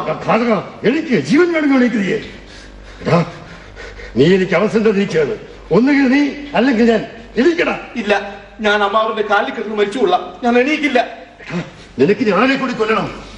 ഈ ശരീരം നിനക്ക് നശിപ്പിക്കണോ? നശിപ്പിക്ക്. സത്യത കിട്ടും നിനക്ക്. അമ്മാവാ, എനിക്ക് അമ്മാവനല്ലാതെ മറ്റൊരു ഗതിയില്ല. എന്റെ അമ്മാവൻ നരകമാണ്. നീ ഇടുത്തിയാണ്. നീ ഞാൻ പാപത്തിന്റെ ഇരിപ്പിടമാണ്. എന്നെ കൊന്ന് എനിക്ക് മോഷം നൽകണം. എനിക്ക് അമ്മാവനല്ല മറ്റു ഗതിയില്ല. അമ്മാവൻ ആ സത്പ്രവൃത്തി ചെയ്യണം. വേദാളമേ, നീ എന്നെ പരിഹസിക്കുന്നു, എന്നെ വിഡ്ഢിയാക്കുന്നു. നീ അമ്മാവാ, ഞാൻ പറയുന്നൊന്ന് കേൾക്കണം. ദയവായി അങ്ങ് എന്നെ മാപ്പ് തന്നു എന്ന് പറഞ്ഞിട്ട് എന്നെ കൊല്ലണം. എടാ ദ്രോഹി, മാപ്പെന്ന വാക്കിനെ ഞാൻ വ്യഭിചരിക്കണോ? സത്യത്തെയും പരിശുദ്ധിയെയും കശാപ്പ് ചെയ്തവന് മാപ്പ്, സ്നേഹത്തിന് കുതി കൊടുത്തവന് മാപ്പ്, തരാൻ നിനക്ക് മാപ്പ്. നിന്നെ നരകത്തിലേക്ക് അയക്കുന്നുണ്ട്. അമ്മാവാ, ആ പ്രവൃത്തി അവസാനിപ്പിക്കരുതേ. എന്നെ തല്ലിക്കൊണ്ടിരിക്കണം. ഓരോ തല്ലിനും ശക്തി കൂടി കൂടി വരട്ടെ. എന്നെ തല്ലു അമ്മാവാ. എടാ വിഷമിച്ച് നീ എന്നെ പരീക്ഷിക്കുന്നു. എന്റെ അരുമ കുഞ്ഞിനെ കുഴിഞ്ഞു കൊടുത്തിട്ട് എന്റെ കുടുംബം ചിതറിച്ചിട്ട് നീ എന്നെ പരീക്ഷിക്കുന്നു. അമ്മാവാ, ദയവായി ഞാൻ പറയുന്നത് കേൾക്കണം. ആ കോല സംഭവം എന്റെ കണ്ണു തുറപ്പിച്ചു. എവിടെ പോയി നിന്റെ അപവാദ കഥകളൊക്കെ? അപവാദം എനിക്ക് പുല്ലാണ്. ലോകാഭിപ്രായം തൊലയട്ടെ. എനിക്ക് അമ്മാവന്റെ മാപ്പ് മാത്രം മതി. അമ്മാവ, എന്നെ കൈവടിയരുത്. ഭഗവാനെ, ഞാൻ എന്തെല്ലാം കാണേണ്ടി വരുന്നു. എന്റെ കുഞ്ഞെ, ഈ ദുഷ്ടമൃഗം മാപ്പിനർഹനാണോ? എടാ, മാറ തലച്ചുകൊണ്ട് ആ ദേവതയുടെ മുന്നിൽ അപേക്ഷിക്കുക മാപ്പിന്. അത് തരാൻ ഈ ഭാഗ്യഹീനൻ ആളല്ല. അല്ലല്ല, ഞാൻ പറഞ്ഞതും ഒരു അസത്യമാണ്. എനിക്ക് നിങ്ങളെ വിവാഹം കഴിക്കാൻ ആഗ്രഹമുണ്ട്. ഞാനത് ഒരു ഭാഗ്യമായി തന്നെ കരുതുന്നു. വാസ്തവമാണോ ലീലയി പറയുന്നത്? ദൈവമേ, എനിക്കിനി എന്തു വേണം? അങ്ങനെയാണെങ്കിൽ എനിക്ക് നിങ്ങളെ വിഷം തന്നെങ്കിലും കൊല്ലാമല്ലോ. അങ്ങനെ ലോകം ഒരു മൂർഖൻ പാമ്പിൽ നിന്ന് രക്ഷ നേടുകയും ചെയ്യും. നേരം പോക്കിന് വേലിയിട്ടില്ലെങ്കിൽ ഞാൻ എന്ത് ചെയ്യുന്ന അറിയാമോ? കള്ളി. അറിയാം. ഒന്നുകിൽ നിങ്ങൾ വിഷം കഴിക്കും, ഇല്ലെങ്കിൽ മുങ്ങിച്ചാവും. ലീല എന്നെ ഉപേക്ഷിച്ചാൽ ആ രണ്ടിലൊന്ന് ഞാൻ ചെയ്യും. അങ്ങനെയാണെങ്കിൽ ഞാൻ നിങ്ങളെ 1000 തവണ ഉപേക്ഷിക്കും. ലീലയ്ക്ക് എന്നെ ഒരു പ്രാവശ്യം നീ ഉപേക്ഷിക്കാൻ കഴിയും. എനിക്ക് നിങ്ങളെ ഒരു തവണ വിവാഹം കഴിക്കേണ്ട കാര്യമല്ലേ ഉള്ളൂ. ലീലേ, ഞാൻ അമ്മാവനോട് നമ്മുടെ കാര്യം എല്ലാം പറഞ്ഞു. അച്ഛൻ തീർച്ചയായും അനുവദിച്ചിരിക്കും. പൂർണ്ണമായി സമ്മതിച്ചില്ല, എങ്കിലും യാതൊന്നും സമ്മതം മൂളിയിട്ടുണ്ട്. ഇക്കാര്യത്തിൽ അച്ഛന്റെ അനുവാദം നേടിയിട്ട് ഒരു കാര്യവുമില്ല. എന്റെ പരിപൂർണ സമ്മതം മതി. ഞാൻ എപ്പോഴേ തയ്യാറുമാണ്. ലീലേ, സുമതിയോട് ഞാൻ ചെയ്ത അപരാധം എനിക്ക് ഇങ്ങനെ തീർക്കാൻ കഴിയും. നിന്നെയും അച്ഛനെയും സംരക്ഷിക്കാൻ എനിക്ക് സന്മനസ്സുണ്ട്. അതിനുള്ള വഴിയുണ്ട്. നിങ്ങൾ സൗജന്യനിധിയാണ്. സൗജന്യനിധി. ലീല അച്ഛൻ്റെ കൂടെ താമസിച്ചാൽ ഞാൻ താമസം മാറ്റിക്കോളാം. അങ്ങനെ തന്നെ വേണം. അതാണ് ചെയ്യേണ്ടത്. എന്നെ തുലച്ച വീട്ടുകാരെയും നാട്ടുകാരെയും ഇനി എനിക്ക് കാണണ്ട. നിങ്ങളെ അവർക്കിനി ഒരിക്കലും കാണേണ്ടി വരില്ല. ലീലേ, കഴിഞ്ഞതെല്ലാം മറന്നു നമുക്ക് ഇരുവർക്കും ഒരുമിച്ച് അച്ഛനെയും സഹോദരിയെയും സംരക്ഷിച്ച് നമുക്ക് സുഖമായി ഇവിടെ ജീവിക്കാം. എല്ലാം മറക്കണം അല്ലേ? സുമതി ചേച്ചി മരിച്ചതും രാധ ചേച്ചിക്ക് സുഖക്കേടായതും അച്ഛൻ ദുരിതം അനുഭവിക്കുന്നതും എല്ലാം ഞാൻ മറക്കണം അല്ലേ? ലീലേ, മാറി നിൽക്ക്. തനിക്ക് സന്തോഷിക്കണം, തനിക്ക് സ്വസ്ഥമായിട്ട് ജീവിക്കണം അല്ലേ? എടീ ഭയങ്കരി, നീ എന്നെ കുരങ്ങളിപ്പിക്കായിരുന്നു അല്ലേ? എടോ പിശാചേ, തനിക്ക് ബുദ്ധിയില്ലാതായി പോയത് ലോകത്തിന്റെ നല്ല കാലം ഇല്ലാഞ്ഞിട്ട് തന്നെ ഈ പാട്. എടീ രാക്ഷസി, ഞാൻ രാക്ഷസിയല്ല, പ്രേതമാണ്. വിഷം കഴിച്ച് മരിച്ച സുമതിയുടെ പ്രേതം. സുമതി, രക്ഷിക്കണേ, രക്ഷിക്കണേ സുമതി, രക്ഷിക്കണേ സുമതി, സുമതി രക്ഷിക്കണേ. ഈശ്വരന് പോലും തരാൻ കഴിയാത്ത രക്ഷ തനിക്ക് ഞാൻ തരണം അല്ലേ? സുമതി, നീ എന്നെ രക്ഷിക്കണേ സുമതി. തനിക്ക് രക്ഷ തരാൻ കഴിയുന്നവൻ ഇന്നിവിടെ ഇല്ല. എന്റെ ഹരിച്ചേട്ടനുണ്ടായിരുന്നെങ്കിൽ തനിക്ക് ഇന്ന് തന്നെ രക്ഷ കിട്ടുമായിരുന്നു. ഓഹോ, അപ്പൊ 4 കാശുള്ള ഒരു കോതൻ വന്നിട്ടുള്ള ധിക്കാരമാണല്ലേ? ദ്രോഹി, ഞങ്ങൾക്ക് ദേവതുല്യനായ ഒരാളിനെ പറ്റി താൻ എന്ത് പറഞ്ഞു? താങ്ക്സ് അനുജത്തി, താങ്ക്സ്. ഇവിടെ കുറുപ്പേ, തനിക്ക് രക്ഷ ഞാൻ തരാം. ഹരിച്ചേട്ടൻ ഇപ്പൊ ഇവിടെ? കാര്യമൊക്കെ പിന്നെ പറയാം അനുജത്തി. ഞാൻ ആദ്യം ഇവന് രക്ഷ കൊടുക്കട്ടെ. താൻ ആരായിരിക്കും രക്ഷ നൽകാൻ? ഈ എഴുത്ത് ആരെഴുതി, ആർക്കെഴുതി? ദാ സൂക്ഷിച്ചു നോക്ക്. മനസ്സായവർക്ക് എഴുതി. നിന്റെ കോപവും ഭാവവും ഒക്കെ ഇപ്പൊ അസ്തമിക്കും. നീ ഇത് സുമതിക്ക് എഴുതിയതില്ലേ? അത് ചോദിക്കാൻ താനാരാ? ചോദിക്കാൻ അവകാശമുള്ളയാൾ. എനിക്ക് അവകാശം ഉണ്ടായിട്ട് എഴുതി. നിന്റെ ഒരു അവകാശം, വിഷം കുടിച്ചു മരിക്കണമെന്ന് ഭാര്യ ഉപദേശിക്കാൻ അവകാശം. എടാ വിഷപ്പാമ്പേ, നിനക്ക് ഈ മനുഷ്യരൂപം ആര് തന്നു?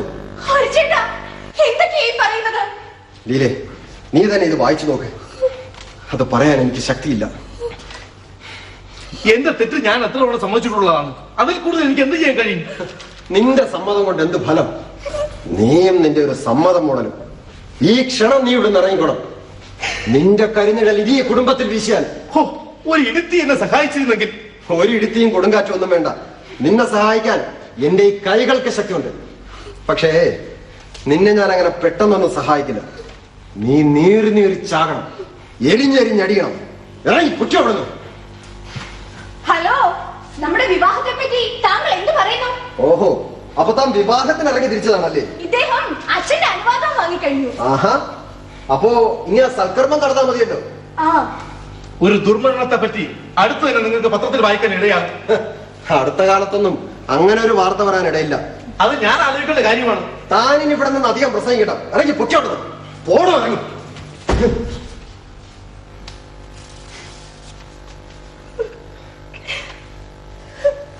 ഹരിച്ചേട്ടാ, എന്തൊരു ദുഷ്ടതരമാണ് ആ ദുഷ്ടൻ കാണിച്ചത്. ആ ലീലേ, രാധ, എന്റെ രാധ എവിടെ? ചേച്ചി അകത്തുണ്ട്. ഡോക്ടർ അദ്ദേഹവും വന്നിട്ടുണ്ട്. ജനാർദ്ദനൻ ചേട്ടൻ ഞങ്ങളെ ടെലഗ്രാം ചെയ്ത് വരുത്തിയതാണ്. ജനാർദ്ദനൻ നായർ എനിക്കും ടെലഗ്രാം ചെയ്തിരുന്നു. ലീല ജനാർദ്ദനൻ നായർ കണ്ടില്ലേ? കണ്ടു. അസുഖം എങ്ങനെയുണ്ട്? ആശങ്കയ്ക്ക് വകയില്ല. ജനാർദ്ദനൻ നായർ എനിക്ക് ടെലഗ്രാം ചെയ്തത് വലിയ അത്ഭുതം തന്നെ. എന്തുകൊണ്ട് ഞങ്ങൾ ചേട്ടനെ ഒരു ബന്ധു എന്ന് കരുതുന്ന പോലെ ചേട്ടനും കരുതുന്നില്ല? കഴിയുമായിരിക്കാം, പക്ഷേ അതല്ല അയാളുടെ മനോഭാവം എന്ന് തോന്നുന്നു. ചേട്ടൻ എപ്പോഴും മറ്റുള്ളവരെ കുറച്ച് സംസാരിക്കുന്നു. പരമാർത്ഥം ചിലപ്പോൾ അനിഷ്ടമായി തോന്നിയേക്കാം. ഞാനെന്ത് ചെയ്യട്ടെ? ആ ലീലേ, അമ്മാവന്റെ ദിനചര്യയും മറ്റും എങ്ങനെയിരിക്കുന്നു? അച്ഛൻ സമയത്ത് ആഹാരം കഴിക്കുകയോ കുളിക്കുകയോ വസ്ത്രം മാറുകയോ ചെയ്യില്ല. അച്ഛന്റെ രൂപം കാണുമ്പോ കണ്ണു നിറഞ്ഞു പോകും. ആ രൂപം ആര് സൃഷ്ടിച്ചു? ലീലേ, ആ രൂപം ആര് സൃഷ്ടിച്ചു? ആ ദ്രോഹി കേശവക്കുറുപ്പ്. അല്ല, അത് നിന്റെ മുന്നിൽ നിൽക്കുന്ന ഈ ഹരീന്ദ്രൻ. ചേട്ടാ, രാധേ, നിനക്കെന്നെ മനസ്സിലായില്ലേ? നിനക്കെന്നെ അറിഞ്ഞുകൂടാ? നീ എന്നെ ഓർക്കുന്നേയില്ല? വിഷം, നേരുന്ന വിഷം, കൊല്ലുന്ന വിഷം, പൊള്ളുന്ന വിഷം. കുട്ടിക്കാലത്ത് നിന്നെ എളിയിൽ എടുത്തുകൊണ്ട് നടന്ന് ഉമ്മ വാങ്ങിച്ച നിന്റെ ഹരിച്ചേട്ടൻ നീ ഓർക്കുന്നില്ല രാധേ? സ്നേഹിക്കാഞ്ഞിട്ടല്ല ചേച്ചി, സ്നേഹിക്കാഞ്ഞിട്ടല്ല. കണക്കറിഞ്ഞുകൂടാത്ത നിനക്ക് ഞാൻ എന്തുമാത്രം കണക്കുകളാണ് പറഞ്ഞു തന്നിട്ടുള്ളത്. ഒരിക്കൽ പള്ളിക്കൂടത്തിൽ വെച്ച് സാറ് നിന്നോട് അടിക്കാൻ കൈ നീട്ടണമെന്ന് പറഞ്ഞപ്പോൾ ദേ ഈ കൈ നീട്ടി കാണിച്ചത് നീ ഓർക്കുന്നില്ലേ? എന്നെ അടിക്കണം സാർ, എന്നെ അടിക്കണം. അടിച്ചില്ലെങ്കിൽ ഞാൻ വിഷം തന്നു കൊല്ലും, നോക്കിക്കോ. രാധേ, ഞാൻ ഇംഗ്ലണ്ടിലേക്ക് പോകാൻ ഇറങ്ങിയപ്പോൾ നിറമിഴികളോടെ നീ വാതിൽപ്പടിയിൽ നിന്നത് ഓർക്കുന്നില്ലേ രാധേ? രാധേ, നീ കരയരുത്. നോക്ക്, നിനക്കെന്നെ തിരിച്ചറിയാൻ കഴിയുന്നില്ലേ? ഈ മുഖം നീ ഓർക്കുന്നേയില്ല? നിന്നെ തോളിൽ എടുത്തുകൊണ്ട് നടന്നിട്ടുള്ള നിന്റെ ഹരിച്ചേട്ടനെ നീ ഓർക്കുന്നില്ലേ? പണ്ട് കുളക്കരയിലും മറ്റും വെച്ച് എന്തുമാത്രം കഥകളാണ് ഞാൻ നിനക്ക് പറഞ്ഞു തന്നിട്ടുള്ളത്. ആ കഥകളൊന്നും നീ ഓർക്കുന്നില്ലേ രാധേ? കഥ കൊള്ളാം. അതെ, നിനക്കതെല്ലാം ഓർമ്മിക്കാൻ കഴിയുന്നു. പക്ഷേ നീ എന്നെ മാത്രം തിരിച്ചറിയുന്നില്ല, നിന്റെ ഹരിച്ചേട്ടനെ മാത്രം നീ തിരിച്ചറിയുന്നില്ല. രാധേ, ഞാൻ ആരാണെന്ന് നീ പറയില്ലേ രാധേ? പണ്ട് മുല്ലയിൽ നിന്നും ഉരുണ്ടു വീണ എന്നെ ചിരിപ്പിക്കാനായി നീ ഒരു പാട്ട് പാടിയത് ഓർക്കുന്നില്ലേ? നീലിപ്പുലയുടെ ആ പാട്ട് ഓർത്തു നോക്ക്. ആ, എല്ലാരും പറയണ് പറയണ്. ആലോചിച്ച് നോക്ക്. എല്ലാരും എല്ലാരും എല്ലാരും പറയണ് പറയണ് പറയണ് പറയണ് ഏനിപ്പോത്തിരി ഏനിപ്പോത്തിരി നന്നന്ന്. നന്നന്ന്. അത് തന്നെ. എല്ലാരും പറയണ് പറയണ് എല്ലാരും പറയണ് പറയണ് ഏനിപ്പോത്തിരി നന്നന്ന്. പറയണ് പറയണ്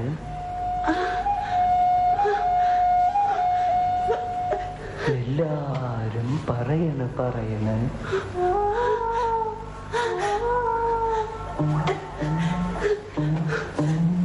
എല്ലാരും പറയണ ഏനിപ്പോത്തിരി നന്നെന്ന്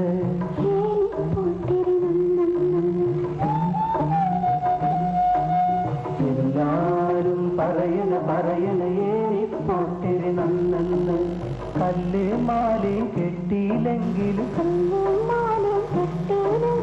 ഇച്ചും തോന്നണ നന്നെന്ന്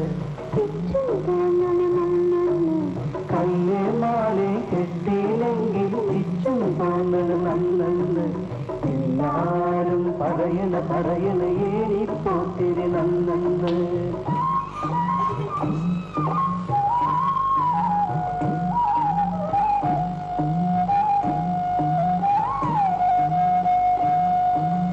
എല്ലാരും പറയണതെന്തിന് ഏൻ ചൊല്ലിൽ തേനെന്ന് എല്ലാരും പറയണതെന്തിന് ഏൻ ചൊല്ലിൽ തേനെന്ന് പൂവൻ വാഴയുടെ തേൻ കുടിക്കേൻ കേൾക്കണ പയ്യന്ന് പൂവൻ വാഴയുടെ തേൻ കുടിച്ചേനേൻ കേൾക്കണ പയ്യന്ന് പൂവൻ വാഴയുടെ തേൻ കുടിച്ചേനേൻ കേൾക്കണ പയ്യന്ന് എല്ലാരും പറയണ ഏനിപ്പോത്തിരി നന്നെന്ന്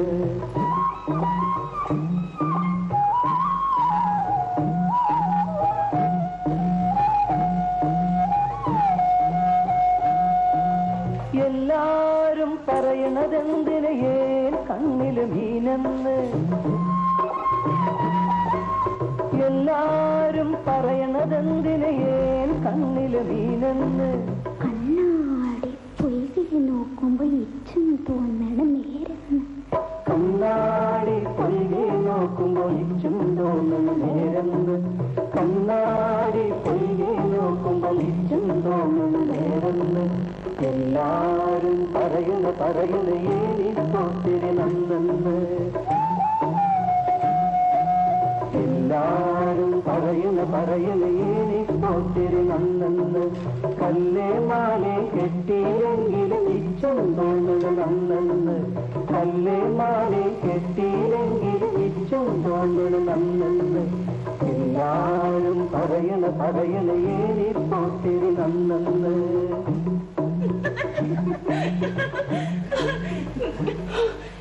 ഹരിച്ചേട്ടൻ എന്റെ ഹരിച്ചേട്ടൻ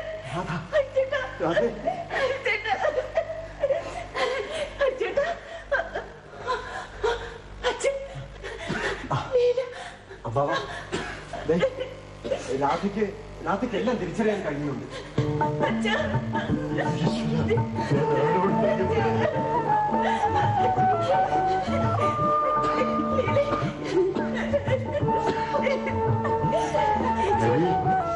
നിന്റെ കാണാൻ ജനാർദ്ദനാർ എപ്പോഴേ കൊതിക്കണു. ജനാർദ്ദനാരെ കാണാനാണ് ഞാൻ ഇങ്ങോട്ട് വന്നത്. ഇവിടെ രാധയുമായി അല്പസമയം സംസാരിച്ചങ്ങ് നിന്നു. മിസ്റ്റർ ഹരീന്ദ്രൻ, നിങ്ങളിങ്ങനെ അടുത്തതാണ്. നിങ്ങളെ കാണണമെന്ന് എനിക്ക് തോന്നി. ജീവിക്കാനുള്ള നിമിഷങ്ങൾ ചുരുങ്ങിയപ്പോൾ എനിക്കങ്ങനെ തോന്നി. നിങ്ങളെ കാണാൻ കഴിഞ്ഞതിൽ വളരെ സന്തോഷമുണ്ട്. കുറച്ചുകൂടി കഴിഞ്ഞെങ്കിൽ നിങ്ങൾക്ക് എന്നെ കാണേണ്ടി വരികയില്ലായിരുന്നു. നിങ്ങൾ എന്തിനാണ് ഇങ്ങനെ ദുശകനം പറയുന്നത്? പക്ഷേ ഞാൻ വളരെ കാലം ജീവിച്ചിരിക്കുമെന്ന് വിചാരിക്കുന്ന ഒരു ഡോക്ടറും അങ്ങനെ ചിന്തിക്കുന്ന അമ്മാവനുമുണ്ട്. എന്ത് ചെയ്യാം? എന്താ അവർ വിചാരിക്കുന്നത് ശരിയല്ലേ? കുറച്ച് നിമിഷങ്ങൾക്കകം ഈ ശരീരത്തിലെ കാറ്റ് വായുവിൽ ലയിക്കും. അതിനു മുമ്പ് നിങ്ങൾ എന്നോട് ക്ഷമിക്കണം മിസ്റ്റർ ഹരിന്ദ്രൻ. എന്തിന്? ക്ഷമിക്കാൻ എന്തിരിക്കുന്നു? ഞാൻ ഒരവസരത്തിൽ നിങ്ങളോട് വളരെ പരുഷമായി പെരുമാറിയിട്ടുണ്ട്. ആ പരുഷ്യം എന്നെ വേദനിപ്പിച്ചു തീരെയില്ല. നിങ്ങൾ ഹൃദയം തുറന്ന് പറയുകയാണോ? അതെ, എന്നെ വിശ്വസിക്കണം. ഭാഗ്യമായി. ഇനി എനിക്ക് നിങ്ങളോടൊരു അപേക്ഷയുണ്ട്. അങ്ങയുടെ ഏത് അപേക്ഷയും നിറവേറ്റിത്തരാൻ ഞാൻ തയ്യാറാണ്. ഏതപേക്ഷയും? അതെ. എന്റെ ഭാഗ്യം. എന്താണ് അപേക്ഷ? മിസ്റ്റർ ഹരീന്ദ്രൻ, മാധവൻ നായർ അദ്ദേഹത്തിന്റെ കുടുംബം തകർന്നിരിക്കുന്ന ഒരു ഘട്ടമാണിത്. അമ്മാവന്റെ കാര്യത്തിൽ എന്ത് കാര്യവും ഞാൻ ചെയ്യാൻ സന്നദ്ധനാണ്. അതിന് നിങ്ങളിങ്ങനെ അപേക്ഷിക്കേണ്ട ആവശ്യമില്ല. അദ്ദേഹത്തിന്റെ ഒരൊറ്റ ആശാ നിക്ഷേപം ലീല മാത്രമാണ്. അപ്പോൾ രാധയോ? രാധയ്ക്ക് അസുഖം ഭേദമായി വരികയാണ്. രാധയ്ക്ക് സുഖം വരികയോ? അതിനർത്ഥമില്ല മിസ്റ്റർ ഹരീന്ദ്രൻ. ലീലയുടെ ഭാവിയാണ് ഇനി ഈ കുടുംബത്തിന്റെ ഭാവി. ഞാൻ പറഞ്ഞത് നിങ്ങൾക്ക് മനസ്സിലായില്ല. രാധയ്ക്ക് സുഖം പ്രാപിച്ചു വരികയാണ്. രാധയ്ക്ക് സുഖം വരുമെന്ന് നിങ്ങൾ പറയുന്നത് കേൾക്കുമ്പോൾ എനിക്ക് അത്ഭുതം തോന്നുന്നു. ആ കഥ പറയണ്ട. ലീല ഒരു നല്ല നിലയിലായി കാണണമെന്നാണ് എന്റെ ആഗ്രഹം. എന്റെ നിലയെ കരുതി ആരും വിഷമിക്കേണ്ടതില്ല. എന്റെ കാര്യം ഞാൻ നോക്കിക്കോളാം. അതിന് ഞാൻ എന്ത് വേണമെങ്കിലും തയ്യാറാണ്. അങ്ങനെ നിങ്ങൾ ഒരു ഒഴുക്കൻ മട്ടിൽ പറഞ്ഞാൽ പോരാ മിസ്റ്റർ ഹരീന്ദ്രൻ. ഞാൻ പിന്നെ എന്ത് വേണമെന്നാണ്?